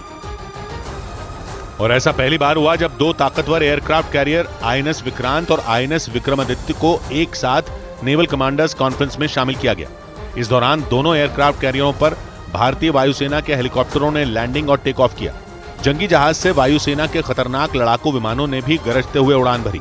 भारत की समुद्री सीमा की सुरक्षा में तैनात जंगी जहाजों से उड़ान भरने वाले लड़ाकू विमानों ने आसमान में हैरान कर देने वाले करतब भी दिखाए। भारतीय नौसेना के इन दोनों भारी भरकम जंगी जहाजों को समंदर में चलता फिरता शहर कहा जाता है। जंगी जहाज पर आयोजित नेवल कमांडर्स कॉन्फ्रेंस में शामिल होने के लिए रक्षा मंत्री राजनाथ सिंह और भारतीय थल सेना के अफसर भी हेलीकॉप्टर के जरिए पहुंचे। कुछ दिन पहले प्रधानमंत्री नरेंद्र मोदी ने सेना से जुड़े कार्यक्रम दिल्ली में आयोजित करने के बजाय देश के अलग अलग कमांड सेंटरों और बेस पर ही आयोजित करने की अपील की थी। उधर कतर के टीवी चैनल अल जजीरा के मुताबिक रमजान से पहले गाजा में युद्ध विराम के लिए हमास ने इजरायल के सामने बड़ी शर्त रख दी। इजरायल और हमास के बीच रमजान में सीज फायर के लिए 3 दिनों तक बैठक हुई, लेकिन बैठक में युद्ध विराम पर सहमति नहीं बन सकी। और अल जजीरा के मुताबिक हमास ने तो इजरायल के सामने गाजा से पूरी तरह सेना हटा लेने की शर्त रख दी। अल जजीरा की रिपोर्ट के मुताबिक समझौते के लिए हुई बैठक के दौरान हमास ने इजरायल से दो टूक कहा कि वो उसके 134 बंधकों को तभी छोड़ेगा जब नेतन्याहू अपनी सेना को गाजा की धरती से पूरी तरह हटा लेंगे। लेकिन हमास की तरफ अपनाए गए सख्त रुख ने अमेरिका के राष्ट्रपति बाइडेन की उम्मीदों पर पानी फेर दिया, क्योंकि रमजान से पहले सीज फायर के लिए अमेरिका ने कतर और मिस्र के साथ मिलकर हमास और इजरायल के बीच समझौता कराने की कोशिश की थी। इसी हफ्ते मुस्लिम समुदाय का पवित्र रमजान महीना शुरू होगा, लेकिन हमास के रुख के बाद इस बात की आशंका बढ़ गई कि इजरायल की सेना गाजा में रमजान के महीने में भी हमले तेज कर सकती है। इधर गृह मंत्री अमित शाह ने आशा भोसले से मुलाकात की। गृह मंत्री अमित शाह ने मशहूर गायिका आशा भोसले से मुलाकात की। ये मुलाकात मुंबई में आशा भोसले की फोटो बायोग्राफी के विमोचन के मौके पर हुई। इस दौरान आशा भोसले ने एक गाना भी गाया जो सोशल मीडिया पर वायरल हो गया।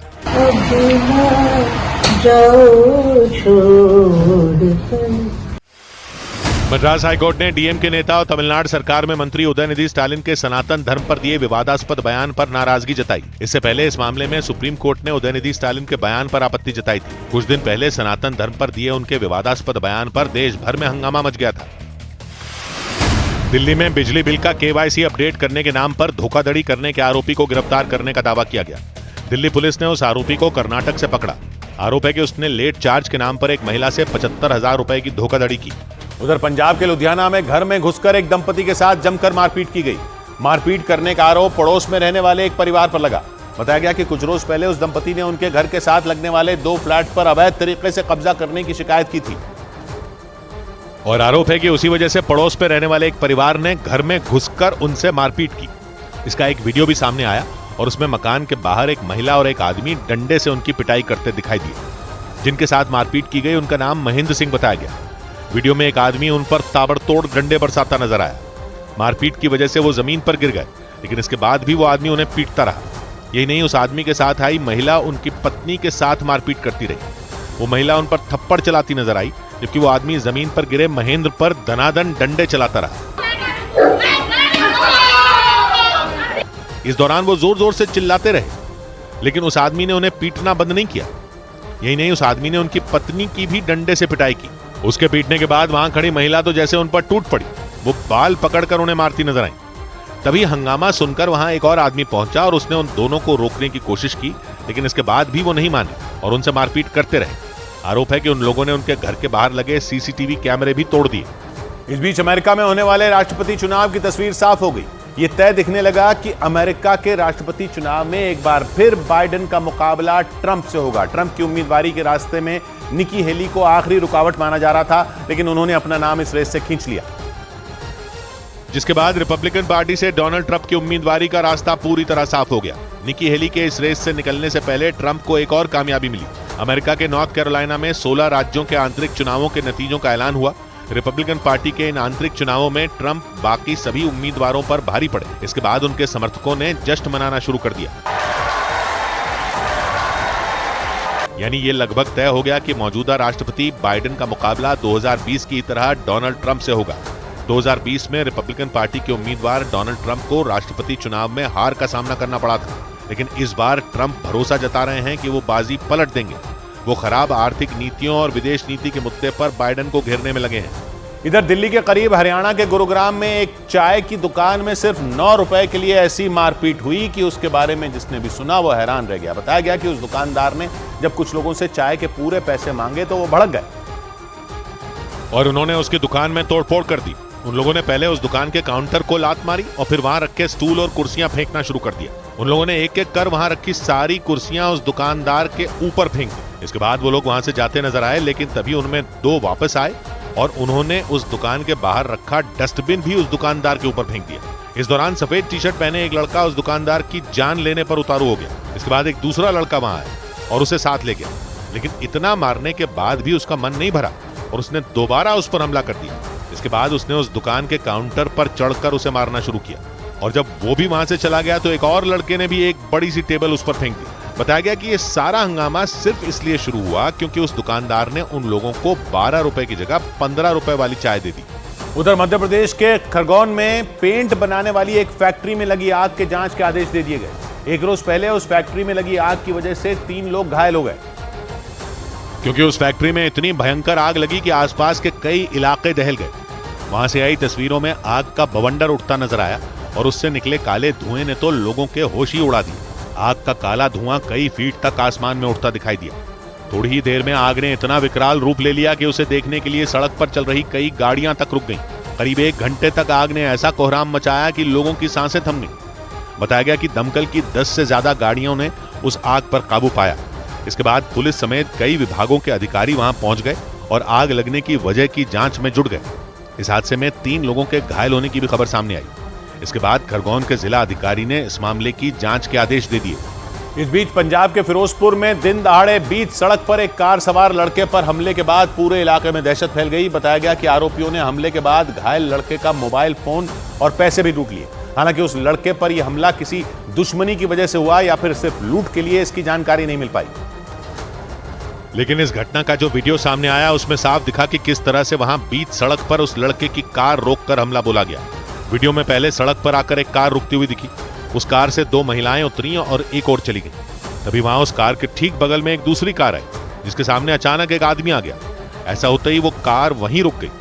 इसके बाद वहां 2 से 3 लोग और पहुंचे और उन्होंने कार पर हमला बोल दिया। इस बीच कार में सवार एक आदमी तो निकलकर भाग गया, जबकि दूसरे आदमी को पकड़कर उन लोगों ने पीटना शुरू कर दिया। 2 लोग तो डंडे से कार के शीशों को तोड़ते रहे। वहां मौजूद कुछ लोगों ने बीच बचाव की कोशिश भी की, लेकिन हमला करने वालों ने उस लड़के के कपड़े तक फाड़ दिए और उस पर जमकर डंडे बरसाए।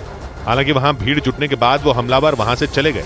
इसके बाद उस लड़के ने पुलिस में शिकायत दर्ज करवाई और आरोप लगाया कि हमला करने वालों ने उसका मोबाइल फोन, एक सोने की चेन और 35,000 रुपए लूट लिए। उधर गाजा में हमास से जंग लड़ रहे इजराइल पर हिजबुल्लाह ने अब तक का सबसे बड़ा हमला कर दिया। दावा किया गया कि लेबनान के इस चरमपंथी संगठन ने इजराइल को साल 2006 में किए गए अपने खौफनाक हमलों की याद दिला दी और रात के वक्त उसके उत्तरी इलाके को निशाना बनाकर वहां रॉकेटों की बारिश कर दी।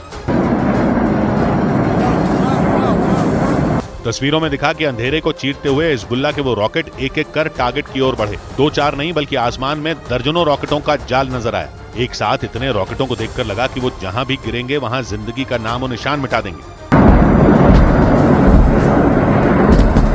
लेकिन इजराइल ने हिजबुल्लाह के इस बड़े हमले को नाकाम करने का दावा किया। इजराइल की मीडिया के मुताबिक लेबनान से दागे गए ज्यादातर रॉकेटों को हवा में ही तबाह कर दिया गया और ये काम इजराइल के सुरक्षा कवच माने जाने वाले एयर डिफेंस सिस्टम आयरन डोम ने किया। तस्वीरों में दिखा कि हिजबुल्लाह के रॉकेट टारगेट पर पहुंचने से पहले ही हवा में एक एक कर बर्बाद हो गए।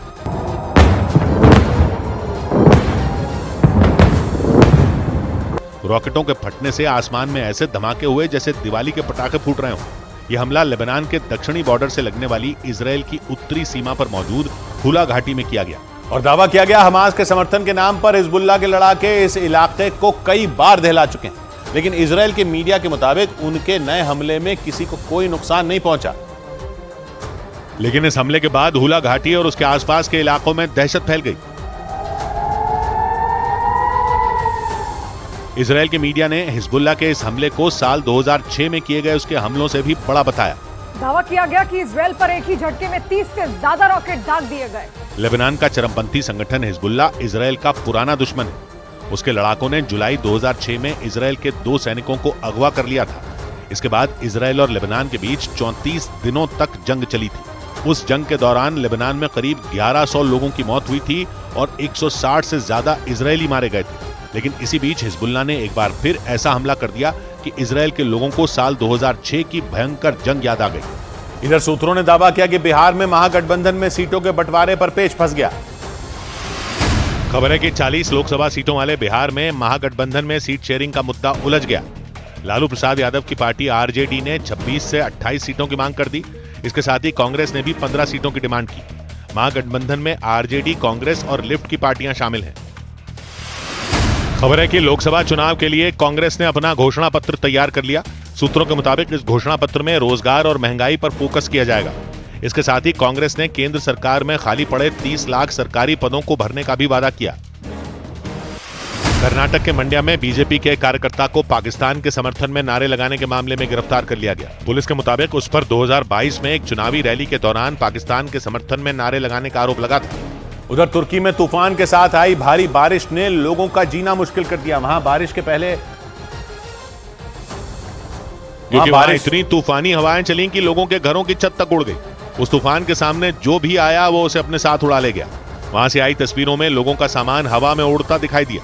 लेकिन ये मुसीबत यहीं खत्म नहीं हुई, क्योंकि उस तूफान के बाद वहां जोरदार बारिश भी हुई और उसके बाद तो लोगों का घरों से निकलना तक मुश्किल हो गया। वहां की सड़कों पर सैलाब बहता नजर आया और उसकी वजह से गाड़ियों की रफ्तार पर भी ब्रेक लग गया। इस दौरान कुछ लोग घुटनों तक भरे पानी के बीच से गुजरते दिखाई दिए। जहां एक तरफ भयंकर तूफान ने लोगों के घरों को भारी नुकसान पहुंचाया, तो वहीं दूसरी तरफ जोरदार बारिश की वजह से लोग जहां थे वहीं फंसे रह गए। बताया गया कि तूफान के साथ आई बारिश की वजह से वहां 6 लोग घायल हो गए। इधर राजस्थान के अजमेर में 4 बदमाशों ने इतनी चालाकी से एक बुजुर्ग के पैसे उड़ाए कि काफी देर तक उनसे हुई लूट का उन्हें भी पता नहीं चला। वो बुजुर्ग अपनी दुकान से पैसे लेकर बैंक में जमा कराने जा रहे थे। इसी बीच वो चारों बदमाश उनके पीछे पड़ गए और पीछा करते हुए उन्हें पीली शर्ट पहने एक बदमाश ने बड़े ही आराम से लूट को अंजाम दे दिया। वीडियो में सबसे पहले उन 4 में 2 बदमाश उस बुजुर्ग के आगे दिखे, लेकिन बाकी 2 सड़क पर उनके पीछे चलते हुए नजर आए और बैंक के आगे पहुंचते ही उनमें 2 बदमाशों ने आपस में झगड़ना शुरू कर दिया। इस दौरान वो दोनों बुजुर्ग के आगे खड़े थे और पीली शर्ट वाला बदमाश उनके बाईं ओर खड़ा दिखा, जबकि चौथा बदमाश वहां खड़ी एक मोटरसाइकिल के पास मौजूद दिखाई दिया। लेकिन उनमें झगड़ा होते देख बुजुर्ग उन्हें कुछ कहते दिखे। तभी पीली शर्ट पहने उस बदमाश ने नोटों की एक गड्डी बुजुर्ग की जेब से बड़ी सफाई से गायब कर दी और दबे पांव वहां से चल दिया। उस वक्त बुजुर्ग को लूट का पता ही नहीं चला। इसके बाद तो वो तीनों बदमाश भी वहां से भाग निकले और उस बुजुर्ग ने बैंक के अंदर पहुंचकर नोटों का पैकेट देखा तो वो चौंक गए। मैं अंदर जब पैसे देखे ना तो एक पैकेट गायब था मेरा, 1 लाख रुपए था जेब में मेरे। वहां हुई लूट की वारदात के बाद थाने में शिकायत दर्ज करा दी गई। ब्रेकिंग न्यूज है दिल्ली से। चुनावों से पहले दिल्ली एनसीआर में सीएनजी की कीमतों में बड़ी गिरावट का ऐलान हुआ। दिल्ली, नोएडा, ग्रेटर नोएडा, गाजियाबाद और गुरुग्राम में सीएनजी की कीमतें करीब 2.5 रुपए प्रति किलो घटा दी गईं। बदलाव के बाद अब दिल्ली में 1 किलो सीएनजी की कीमत 74 रुपए 9 पैसे होगी। प्रियंका कांडपाल हमारे साथ जुड़ रही हैं। प्रियंका, ये कटौती सुबह से लागू हो जाएगी? जी बिल्कुल, कल सुबह 6 बजे से ये जो घटे हुए दाम है सीएनजी के वो लागू हो जाएंगे। दिल्ली एनसीआर समेत कैथल तक अगर बात करें तो सभी जगह 2.5 रुपए की कटौती की गई है और ऐसे में फिलहाल जो सीएनजी की रेट थे वो 76 रुपए से लेकर 82 रुपए तक थे। सभी में 2.5 रुपए की कटौती की गई है। कल सुबह से ये दाम लागू हो जाएंगे। शुक्रिया प्रियंका आपका। इस बीच राजस्थान के जोधपुर में उस वक्त अफरा तफरी मच गई जब वहां बारातियों से भरी एक गाड़ी बेकाबू होकर सड़क पर पलट गई। उस गाड़ी में कई बच्चों समेत करीब 10 लोग सवार थे। इस हादसे की दिल दहला देने वाली तस्वीरें भी सामने आई और उन तस्वीरों में दिखा कि वो गाड़ी पलटते हुए सड़क पर दूर तक घिसटती चली गई। हादसे से पहले की तस्वीरों में दिखा कि तेज रफ्तार से चल रही वो गाड़ी अपनी दाहिनी ओर वाले रास्ते पर मुड़ी। हालांकि दाएं जाने से पहले वो सामने से आ रही है गाड़ी के इतने करीब से गुजरी कि दोनों के बीच भिड़ंत होते होते रह गई। लेकिन वहां से बचने के बाद वो गाड़ी धूल उड़ाते हुए उस मोड़ पर आगे बढ़ी और कुछ ही दूर जाने के बाद वो चारों खाने चित हो गए। करीब 10 बारातियों को लिए वो गाड़ी सड़क पर पूरी तरह पलट गई और रास्ते के किनारे पर मौजूद एक खंबे की ओर बढ़ती दिखी। इसके बाद जो हुआ, ब्रेक के बाद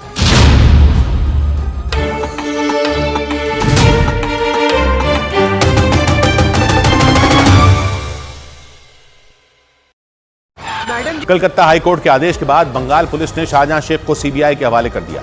शाहजहां शेख 5 जनवरी को संदेश खाली में ईडी की टीम पर हुए हमले के मामले में आरोपी हैं। उस वक्त उनके ठिकाने पर छापा मारने गई ईडी की टीम के लोगों पर हमला बोल दिया गया था, जिसमें कई लोग घायल हो गए थे। इसी मामले में उन्हें सीबीआई के हवाले किया गया। लेकिन इससे पहले दिन भर ड्रामा चला, क्योंकि बंगाल सरकार कलकत्ता हाईकोर्ट के आदेश के खिलाफ सुप्रीम कोर्ट पहुंच गई। एक दिन पहले यही दलील देकर बंगाल पुलिस की सीआईडी ने सीबीआई को शाहजहां शेख की कस्टडी नहीं दी थी। लेकिन सुप्रीम कोर्ट से झटका लगने के बाद सीआईडी को शाहजहां शेख की कस्टडी सीबीआई को देनी पड़ी और 20 घंटे की भागदौड़ और इंतजार के बाद सीबीआई के अधिकारी शाहजहां शेख को लेकर कोलकाता से निकल गए। सीबीआई की टीम के अधिकारियों के बीच बैठे शाहजहां शेख की तस्वीरें भी आईं, लेकिन इससे पहले दिन भर ड्रामा हुआ। कलकत्ता हाईकोर्ट ने सीआईडी की टीम को डेडलाइन तक दे डाली और सीआईडी से कहा कि वो शाम 4:30 बजे तक शाहजहां शेख को सीबीआई को सौंप दे, लेकिन डेडलाइन पार हो गई और सीआईडी की टीम शाहजहां शेख को लेकर यहां वहां दौड़ती रही और कोलकाता पहुंचे सीबीआई के अधिकारी इंतजार करते रहे, क्योंकि सीआईडी की टीम मेडिकल जांच कराने के लिए शाहजहां शेख को ले गई और इस पूरी प्रक्रिया में शाम हो गई। जबकि कलकत्ता हाईकोर्ट के सीआईडी को डेडलाइन देते ही सीबीआई के अधिकारी कोलकाता में पुलिस मुख्यालय पहुंच गए, लेकिन उन्हें लंबा इंतजार करना पड़ा, क्योंकि सीआईडी की टीम शाहजहां शेख की मेडिकल जांच कराने चली गई और करीब 3 घंटे तक यह प्रक्रिया चलती रही। एक दिन पहले तो सीबीआई की टीम को सीआईडी ने खाली हाथ ही लौटा दिया था और दलील दी थी कि बंगाल सरकार इस मामले की फौरन सुनवाई के लिए सुप्रीम कोर्ट जाने वाली है। नतीजा यह हुआ था कि 2 घंटे के इंतजार के बाद सीबीआई के अधिकारी खाली हाथ लौट गए थे, लेकिन अगले दिन सुप्रीम कोर्ट के फौरन सुनवाई से इनकार करने के बाद मामला एक बार फिर कलकत्ता हाईकोर्ट पहुंच गया और अदालत के आदेश पर सीबीआई को शाहजहां शेख की कस्टडी मिली, क्योंकि वो 5 जनवरी को ईडी की टीम पर हुए हमले के आरोपी हैं और कलकत्ता हाईकोर्ट ने जांच का जिम्मा सीबीआई को सौंपा था। और शाहजहां शेख को सीबीआई के हवाले किए जाने के फौरन बाद बीजेपी नेता अमित मालवीय ने एक पुराना वीडियो सोशल मीडिया पर डाल दिया। ये वीडियो 1 जनवरी का बताया गया, जिसमें शाहजहां शेख सीबीआई और ईडी को खुली चुनौती देते दिखे और ये साफ कहते दिखे कि केंद्र की ये एजेंसियां उनका कुछ नहीं बिगाड़ सकती।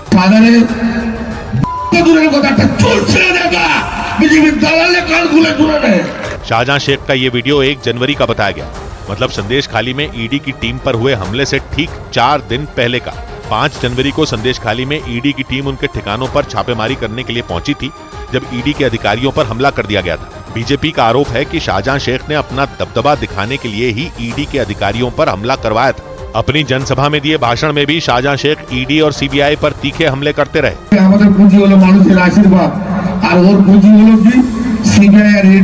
हालांकि 29 फरवरी को उनकी गिरफ्तारी के बाद टीएमसी ने उन्हें पार्टी से निलंबित कर दिया था। और इस बीच बंगाल दौरे पर गए प्रधानमंत्री ने संदेश खाली की पीड़ित महिलाओं से मुलाकात की। प्रधानमंत्री ने बंगाल के बारासात में एक रैली की और संदेश खाली की महिलाओं से वहीं उनकी मुलाकात हुई। संदेश खाली पर मचे बवाल के बीच वहां की कुछ आदिवासी महिलाएं बारासात पहुंची और वहीं पर संदेश खाली की उन महिलाओं में 5 महिलाओं से पीएम की मुलाकात हुई, लेकिन जो महिलाएं पीएम से नहीं मिल पाईं वो नाराज हो गईं। उन्होंने थोड़ा हंगामा किया और पुलिस पर उन्हें पीएम से मिलने से रोकने का आरोप लगाया। इसके बाद शुवेंदु अधिकारी और लॉकेट चटर्जी ने इन महिलाओं को समझाया, लेकिन संदेश खाली की जिन 5 महिलाओं की प्रधानमंत्री से मुलाकात हुई वो संतुष्ट दिखी। आश्वासन दिया है, हमारे साथ जो भी हुआ है सारे डिटेल्स में उन्होंने सुना है ध्यान से। सूत्रों ने बताया कि प्रधानमंत्री ने संदेश खाली की इन महिलाओं की बात धैर्य से सुनी, जैसे कोई पिता अपनी बेटियों का दुख सुन रहा हो। इसके बाद ये महिलाएं भावुक हो गईं, क्योंकि प्रधानमंत्री ने इनका दर्द सुना और उनकी तकलीफ समझी। इन महिलाओं से मुलाकात से पहले प्रधानमंत्री ने बारासात की रैली में ममता सरकार पर निशाना साधा। अटकलें थीं कि प्रधानमंत्री संदेश खाली भी जाएंगे, लेकिन वो वहां नहीं गए और संदेश खाली से थोड़ी ही दूरी पर बारासात में लोगों से मिले। पीएम ने बारासात में रोड शो किया, इसके बाद उन्होंने वहां रैली की। रैली में महिलाओं की भीड़ उमड़ी, मंच पर भी कई महिलाएं दिखी। रैली में बोलते हुए प्रधानमंत्री ने बंगाल में महिलाओं की सुरक्षा का मुद्दा उठाया और खुलकर संदेश खाली का नाम लिया और ममता सरकार को घेरा। संदेश खाली में जो कुछ भी हुआ उससे किसी का भी सिर शर्म से झुक जाएगा, लेकिन यहाँ की टीएमसी सरकार को आपके दुख से कोई फर्क नहीं पड़ता।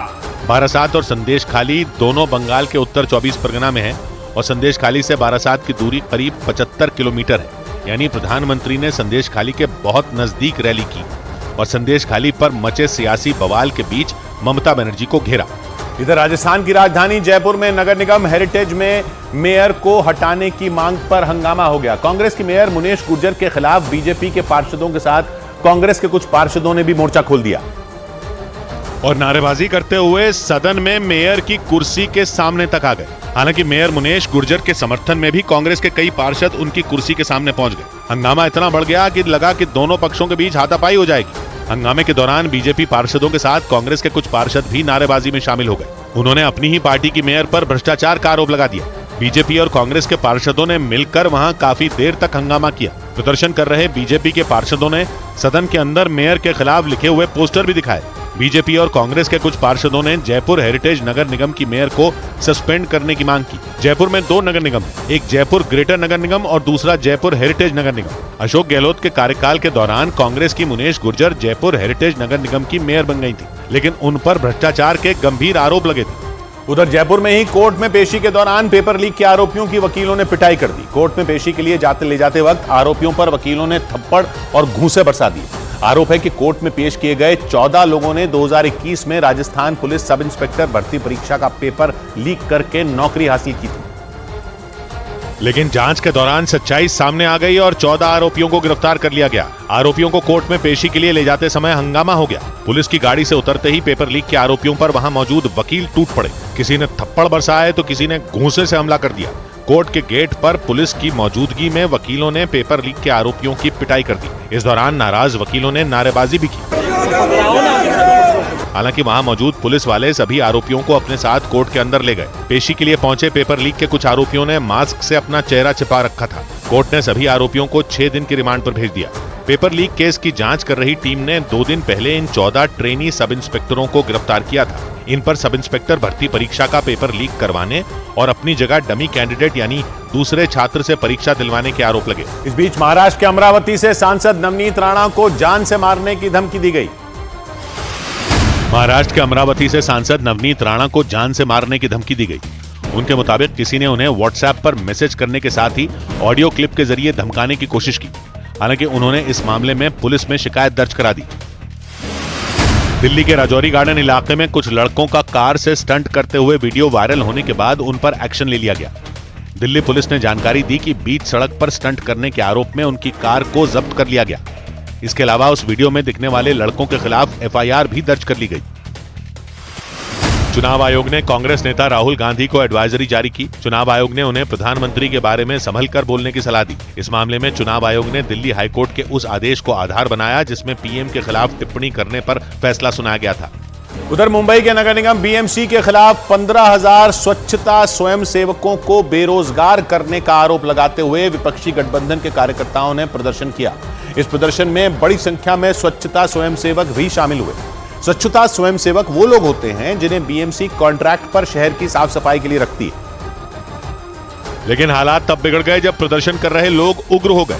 मुंबई से जो तस्वीरें सामने आई उनमें एक तस्वीर में एक आदमी नारे लिखी तख्ती लेकर बैरिकेड पर चढ़ता दिखाई दिया।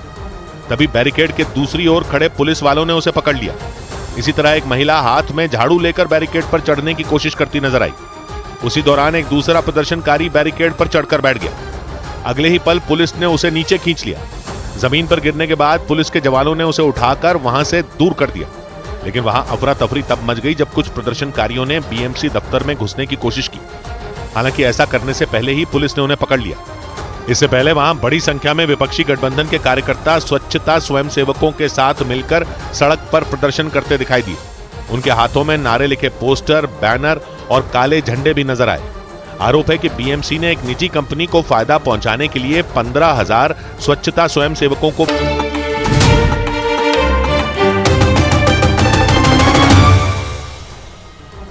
राजस्थान के जोधपुर में उस वक्त अफरा तफरी मच गई जब वहां बारातियों से भरी एक गाड़ी बेकाबू होकर सड़क पर पलट गई। उस गाड़ी में कई बच्चों समेत करीब 10 लोग सवार थे। इस हादसे की दिल दहला देने वाली तस्वीरें भी सामने आई और उन तस्वीरों में दिखा कि वो गाड़ी पलटते हुए सड़क पर दूर तक घिसटती चली गई। हादसे से पहले की तस्वीरों में दिखा कि तेज रफ्तार से चल रही वो गाड़ी अपनी दाहिनी ओर वाले रास्ते पर मुड़ी। हालांकि दाएं जाने से पहले वो सामने से आ रही एक गाड़ी के इतने करीब से गुजरी कि दोनों के बीच भिड़ंत होते होते रह गई।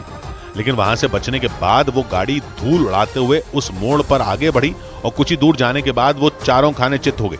करीब 10 बारातियों को लिए वो गाड़ी सड़क पर पूरी तरह पलट गई और रास्ते के किनारे पर मौजूद एक खंबे की ओर बढ़ती दिखी। हालांकि वो गाड़ी उस खंबे से टकराने से पहले ही रुक गई। इसके बाद उसमें मौजूद लोग एक एक कर बाहर निकलते दिखाई दिए। इतने में आसपास के कुछ लोग भी वहां पहुंच गए, जिसके बाद उस गाड़ी में फंसे सभी लोगों को सुरक्षित निकाल लिया गया। इस हादसे में कुछ लोगों को मामूली चोटें आईं। इधर महाराष्ट्र के सोलापुर से एक सड़क हादसे का डरा देने वाला वीडियो सामने आया। यह हादसा सोलापुर पुणे हाईवे पर उस वक्त हुआ जब 3 लोग एक हाईवे के किनारे पर खड़े हुए थे और उसी वक्त सफेद रंग की एक तेज रफ्तार गाड़ी वहां आई और उन 3 लोगों को टक्कर मारकर पलट गई। इस हादसे से थोड़ी देर पहले ही वो लोग सड़क किनारे लगी रेलिंग से होकर उस हाईवे पर आए थे। वो लोग हाईवे के किनारे खड़े होकर गाड़ियों के गुजरने का इंतजार कर रहे थे ताकि दूसरी तरफ जा सकें, लेकिन तभी सामने से आ रही उस गाड़ी ने उन तीनों को भयंकर टक्कर मार दी। टक्कर लगते ही उनमें एक आदमी उड़ते हुए दूर जा गिरा, जबकि 2 लोग बीच हाईवे पर गिर गए। उस गाड़ी की रफ्तार इतनी तेज थी कि वो उस रेलिंग को तोड़ते हुए पलट गई। इस भयानक हादसे को देखकर उसके पीछे चल रही गाड़ियां रुक गईं। इसके बाद आसपास के लोग दौड़कर वहां आए और उन सभी लोगों को अस्पताल में भर्ती करवाया। बताया गया कि इस हादसे में एक आदमी की मौत हो गई, जबकि 2 लोग गंभीर रूप से घायल हो गए। उधर यूक्रेन से जंग के बीच रूस की पश्चिमी सीमा पर एक बार फिर भीषण हमला हो गया। रूस के मीडिया के मुताबिक यह हमला आत्मघाती ड्रोन से हुआ, जिसमें रूस के एक तेल डिपो को निशाना बनाया गया और हमले के बाद की तस्वीरों में वो तेल डिपो आग की लपटों से घिरा दिखाई दिया। जोरदार हमले की वजह से पूरे इलाके में खलबली मच गई। वहां काफी देर तक हमलों के अलर्ट के सायरन बजते रहे। रूस के मीडिया के मुताबिक डिपो में लगी आग वहां रखे तेल के टैंकों तक पहुंच गई, जिसकी वजह से वो और ज्यादा भयंकर हो गई। तस्वीरों में दिखा कि उस डिपो से आग की लपटों के साथ निकलते काले गाढ़े धुएं ने पूरे आसमान पर कब्जा जमा लिया। ये ड्रोन हमला रूस के पश्चिमी हिस्से में मौजूद कुर्स्क शहर में किया गया। रूस का ये शहर यूक्रेन की सीमा के बिल्कुल नजदीक है और यूक्रेन की फौज ने बीते कुछ महीनों में कुर्स्क शहर को कई बार दहला दिया, क्योंकि रूस के मीडिया के मुताबिक यूक्रेन में लड़ रहे रूस के सैनिकों को हथियारों और खाने पीने की चीजों की ज्यादातर सप्लाई यहीं से होती है। दावा किया गया कि इसीलिए रूस का कुर्स्क शहर खासतौर से यूक्रेन के निशाने पर आ गया। इधर भारत और इंग्लैंड के बीच होने वाले 5वें टेस्ट मैच पर संकट के बादल मंडराने लगे। हिमाचल प्रदेश के धर्मशाला में सुबह इंग्लैंड के खिलाफ होने वाले 5वें टेस्ट मैच में बारिश होने का अनुमान जताया गया। मौसम विभाग के मुताबिक 7 से 12 मार्च तक धर्मशाला में बारिश होने के साथ ठंड भी बढ़ सकती है। 5 मैचों की इस टेस्ट सीरीज को भारत पहले ही 3-1 से अपने नाम कर चुका है। भारतीय नौसेना में MH-60R सीहॉक हेलीकॉप्टर को शामिल कर लिया गया। इस हेलीकॉप्टर को पनडुब्बियों को खोजकर उन्हें मार गिराने में माहिर माना जाता है। इस हेलीकॉप्टर को कोच्चि में INS गरुड़ युद्धपोत पर तैनात किया गया। प्रधानमंत्री नरेंद्र मोदी ने दिल्ली गाजियाबाद मेरठ रैपिड रेल के 17 किलोमीटर लंबे दूसरे कॉरिडोर का उद्घाटन किया। वो इस कार्यक्रम में कोलकाता से वीडियो कॉन्फ्रेंसिंग के जरिए जुड़े। उधर गुजरात के आणंद में उस वक्त अफरा तफरी मच गई जब वहां एक गोदाम आग की भीषण लपटों में गिर गया। आग इतनी तेजी से फैली कि उसकी लपटें देखते ही देखते उस गोदाम के हर हिस्से तक पहुंच गई और उसकी वजह से वहां कोहराम मच गया, क्योंकि हर पल के साथ आग विकराल हो गई। उसके बाद फायर ब्रिगेड की कई गाड़ियों ने वहां पहुंचकर आग को बुझाने के लिए अपनी पूरी ताकत झोंकी। वहां से जो तस्वीरें सामने आई उनमें एक तस्वीर में आग की भयंकर लपटें उस गोदाम के टिन शेड को पिघलाती दिखाई दी। हालांकि आग बुझाने के लिए फायर ब्रिगेड की टीम ने चारों तरफ से गोदाम पर पानी की बौछार शुरू कर दी, लेकिन आग को बुझा पाना इतना भी आसान नहीं था, क्योंकि देखकर ऐसा लगा जैसे पूरा गोदाम आग के किसी गोले में तब्दील हो गया हो। गोदाम से निकल रहा धुआं आसपास के इलाके में फैल गया। काफी मेहनत करने के बाद फायर ब्रिगेड ने आग को बुझाया, लेकिन गोदाम के अंदर लगी आग पर काबू पाने में दमकल कर्मियों के पसीने छूट गए। हालांकि ये नहीं पता चला कि गोदाम में आग लगी कैसे। इधर उत्तर प्रदेश के सोनभद्र में ऐसा खौफनाक सड़क हादसा हुआ कि इसका वीडियो देखने वाले लोगों ने अपने दांतों तले उंगली दबा ली। वहां एक तेज रफ्तार गाड़ी सड़क के किनारे खड़े एक ट्रक से भिड़ गई और पूरी तरह घूम गई। इसके बाद तो वहां से गुजर रहे कई लोग खौफ से भर गए, क्योंकि वो गाड़ी उस ट्रक से टकराते ही बिल्कुल फिल्मी अंदाज में सड़क पर घूम गई।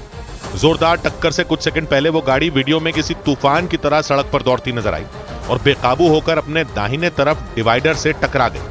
इसके बाद उस गाड़ी का संतुलन पूरी तरह बिगड़ गया और तेज रफ्तार में उसने वहां खड़े उस ट्रक को भयानक तरीके से टक्कर मार दी। लेकिन टक्कर के बाद भी वो गाड़ी रुकी नहीं और टक्कर मारते ही सड़क पर पूरी घूम गई।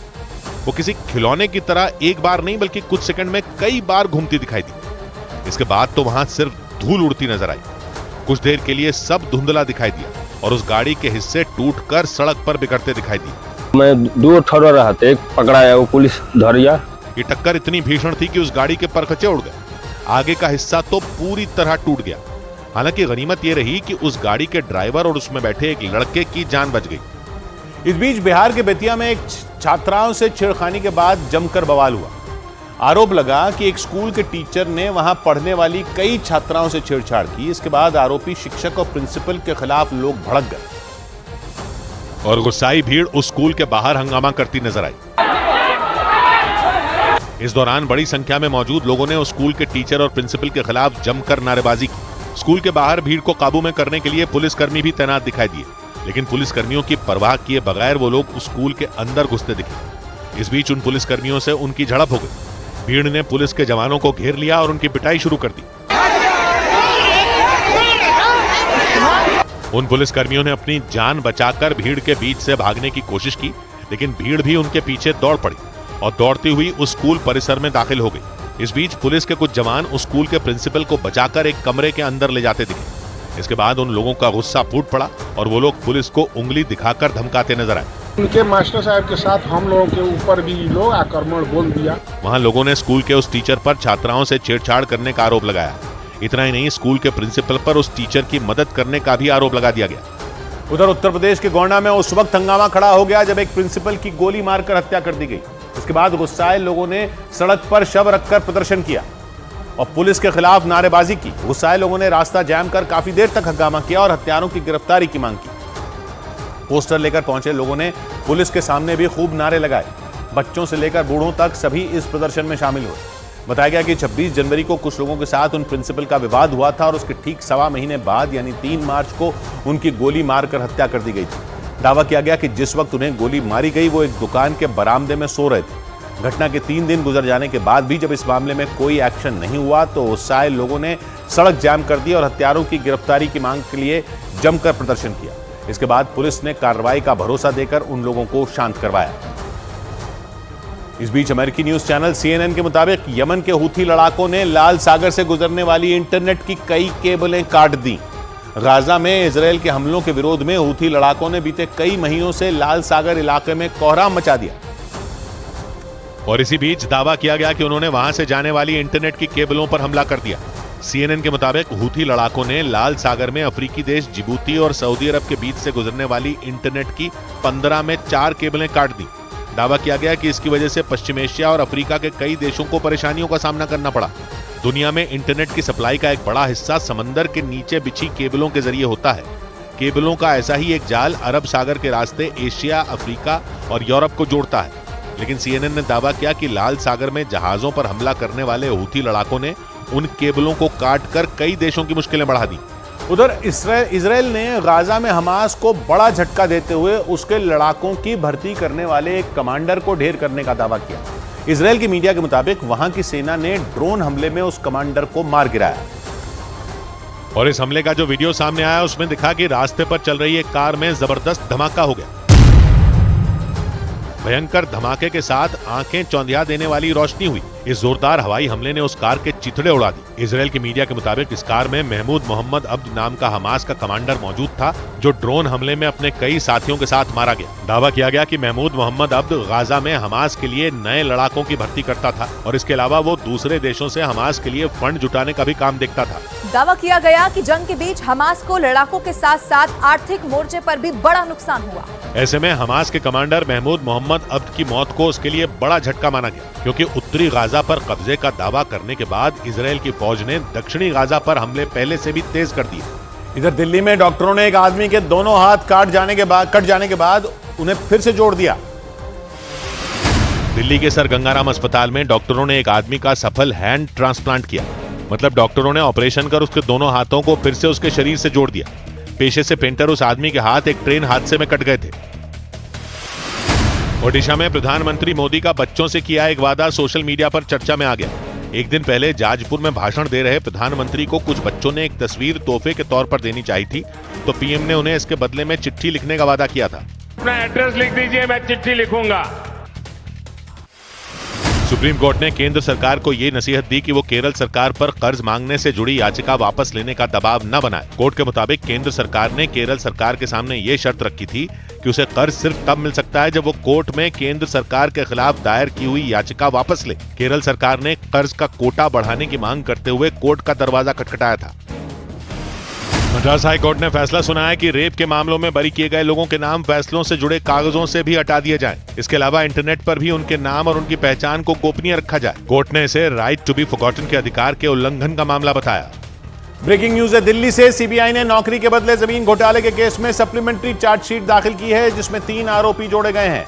माना जा रहा है कि इस नई चार्जशीट से पूर्व रेल मंत्री लालू यादव की मुश्किलें और बढ़ सकती हैं, क्योंकि इस नई चार्जशीट में 2004 से 2009 के बीच लालू यादव के निजी सचिव रहे भोला यादव का नाम भी शामिल है। भोला यादव को सीबीआई ने 2022 में गिरफ्तार किया था।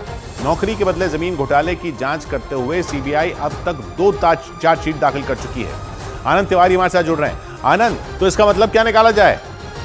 जी देखिए किशोर जी, सीबीआई और ईडी दोनों के सामने लगातार जो है लालू यादव और उनका परिवार जो है वो फंसता नजर आ रहा है। जो भोला यादव है उसके ऊपर ये आरोप लगे थे कि जो कैंडिडेट सेलेक्ट किए गए थे जब लालू यादव मुख्यमंत्री थे, उस दौरान उन्होंने जो कैंडिडेट सेलेक्ट करे भोला यादव ने और उन्हें लालू यादव परिवार से मिलवाया और उनसे औने पौने दाम पे या तो गिफ्ट के तौर पे या फिर सस्ते दाम पे जो है जमीन ली और उसके बदले में उन्हें नौकरी दी। तो लगातार अब लालू यादव परिवार जो है घिसता नजर आ रहा है, फंसता नजर आ रहा है और सीबीआई और ईडी दोनों के रडार पर इस परिवार की जो जांच एजेंसी है वो लगातार काम कर रही है। शुक्रिया आनंद आपका। इधर हिमाचल प्रदेश के कुल्लू में पैराग्लाइडिंग साइट पर एक हादसा हो गया। वहां पैराग्लाइडर के पायलट ने एक महिला पर्यटक के साथ उड़ान भरी, लेकिन तेज तूफान की वजह से पैराग्लाइडर उड़ते हुए एक पेड़ पर गिर गया और उसकी टहनियों में अटक गया और पैराग्लाइडर के गिरते ही पायलट के साथ उस महिला पर्यटक की सांसें थम गईं। काफी देर तक वो दोनों उस पेड़ पर ही अटके रहे और उसका पैराशूट भी पेड़ की टहनियों में फंसा रहा। हालांकि इसकी जानकारी मिलने पर पुलिस और दमकल विभाग की टीम वहां पहुंच गई और उस महिला और पायलट को रेस्क्यू करने के लिए उस पेड़ पर सीढ़ी लगा दी और सीढ़ी की मदद से एक दमकल कर्मी उन दोनों को पेड़ से नीचे उतारता नजर आया। इस दौरान वहां बड़ी संख्या में लोग काफी घबराए हुए दिखाई दिए।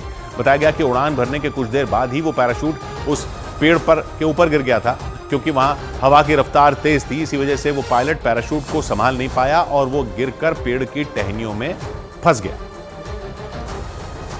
इधर मध्य प्रदेश के नीमच में एक विमान हादसे का शिकार हो गया। उस विमान ने नीमच के हवाई अड्डे से सागर के लिए उड़ान भरी थी, लेकिन सागर पहुंचने से पहले गुना के हवाई अड्डे के पास वो क्रैश हो गया और क्रैश होकर वो विमान एक खेत में जा गिरा। विमान के गिरते ही वो टूट गया। बताया गया कि इंजन में खराबी की वजह से यह हादसा हुआ। हालांकि इमरजेंसी लैंडिंग के लिए मदद भी मांगी गई थी, लेकिन लैंड करने से पहले ही वो क्रैश हो गया। इस हादसे में ट्रेनी पायलट घायल हो गए। हालांकि इसकी जानकारी मिलते ही वहां पुलिसकर्मी पहुंचे और घायल पायलट को अस्पताल ले जाया गया। वहां वो पुलिसकर्मी उस विमान से जरूरी दस्तावेज भी निकालते नजर आए। इधर उत्तर प्रदेश के गोंडा में सरेआम हुई लूट की एक बड़ी वारदात ने वहां दहशत मचा दी। 2 बदमाश पिस्तौल लेकर गहनों की एक दुकान में घुसे और वहां मौजूद मालिक को पिस्तौल दिखाकर धमका दिया। इसके बाद उन्होंने बड़े ही इत्मीनान से लूट को अंजाम दे दिया। क्योंकि गहनों की दुकान में बैठे दुकान के मालिक पिस्तौल देखकर घबरा गए। लूट से पहले वो दुकान में आराम से बैठे नजर आए। उस वक्त उनके अलावा एक और आदमी वहां मौजूद दिखा, लेकिन कुछ देर बाद ही हेलमेट पहने वो दोनों बदमाश दुकान के अंदर घुसे। उनमें नीले रंग की पैंट पहने एक बदमाश ने उस आदमी की कनपट्टी पर पिस्तौल तानी और दूसरा बदमाश दुकान के मालिक को पिस्तौल दिखाकर धमकाता नजर आया। लेकिन थोड़ी देर में वो दूसरा बदमाश दुकान मालिक के बिल्कुल पास पहुंच गया और उसे पास आते देख वो बुरी तरह डर गए। इस दौरान नीली पैंट पहना बदमाश भी उनको कुछ इशारे करता दिखाई दिया। मुकदमा थाना कर्नलगंज पर पंजीकृत किया जा रहा है तथा इस घटना के सभी पहलुओं पर जांच की जा रही है। बताया गया कि वो बदमाश 50 लाख रुपए से ज्यादा कीमत के गहने और कैश लेकर भाग निकले। ब्रेकिंग न्यूज आ रही है दिल्ली से। ईडी ने दिल्ली के मुख्यमंत्री अरविंद केजरीवाल के खिलाफ कोर्ट में नई शिकायत दर्ज कराई है। ईडी ने कोर्ट से अरविंद केजरीवाल के 8 बार समन्स पर पेश नहीं होने की एक बार फिर शिकायत की। सुबह कोर्ट इस मामले की सुनवाई करेगी। इससे पहले भी ईडी की तरफ से कोर्ट में इस मामले को लेकर 2 बार शिकायत दर्ज करवाई जा चुकी है। दीपक बिष्ट हमारे साथ जुड़ रहे हैं। दीपक, तो अब अगला क्या होगा? देखिए, जिस तरह से अरविंद केजरीवाल ने कहा था कि वो वीसी के जरिए पेश होंगे, लेकिन किशोर जिस तरह से प्रोसेसिंग होती है, ईडी चाहती थी कि वो फिजिकली उनके सामने पेश हो और जो सवाल का जवाब ईडी चाहती है वो दे। इसको लेकर अब कल 16 जो पहली शिकायत थी उसके बाद अब कल सुनवाई होनी है और ईडी वहां पर कोर्ट पर रखेगी कि अरविंद केजरीवाल को उन्होंने कितनी बार समझ दिए थे और वो फिर भी पूछताछ में शामिल नहीं हुआ। इसको लेकर ये अहम सुनवाई यहाँ पर मानी जा रही है। शुक्रिया दीपक आपका। अब चलेंगी तेज तर कितनी हवाएं देखना, अब चलेंगी तेज तर कितनी हवाएं देखना, जंगलों से आएंगी क्या क्या सदाएं देखना। 100 बात की एक बात कही परवेज ने, आदमी के साथ जो करते रहे हैं साजिशें, वक्त देता है उन्हें क्या क्या सजाएं देखना। मिलते हैं कल, घड़ी जब इशारा करेगी 9 बजे रात का, वक्त फिर होगा 100 बात की।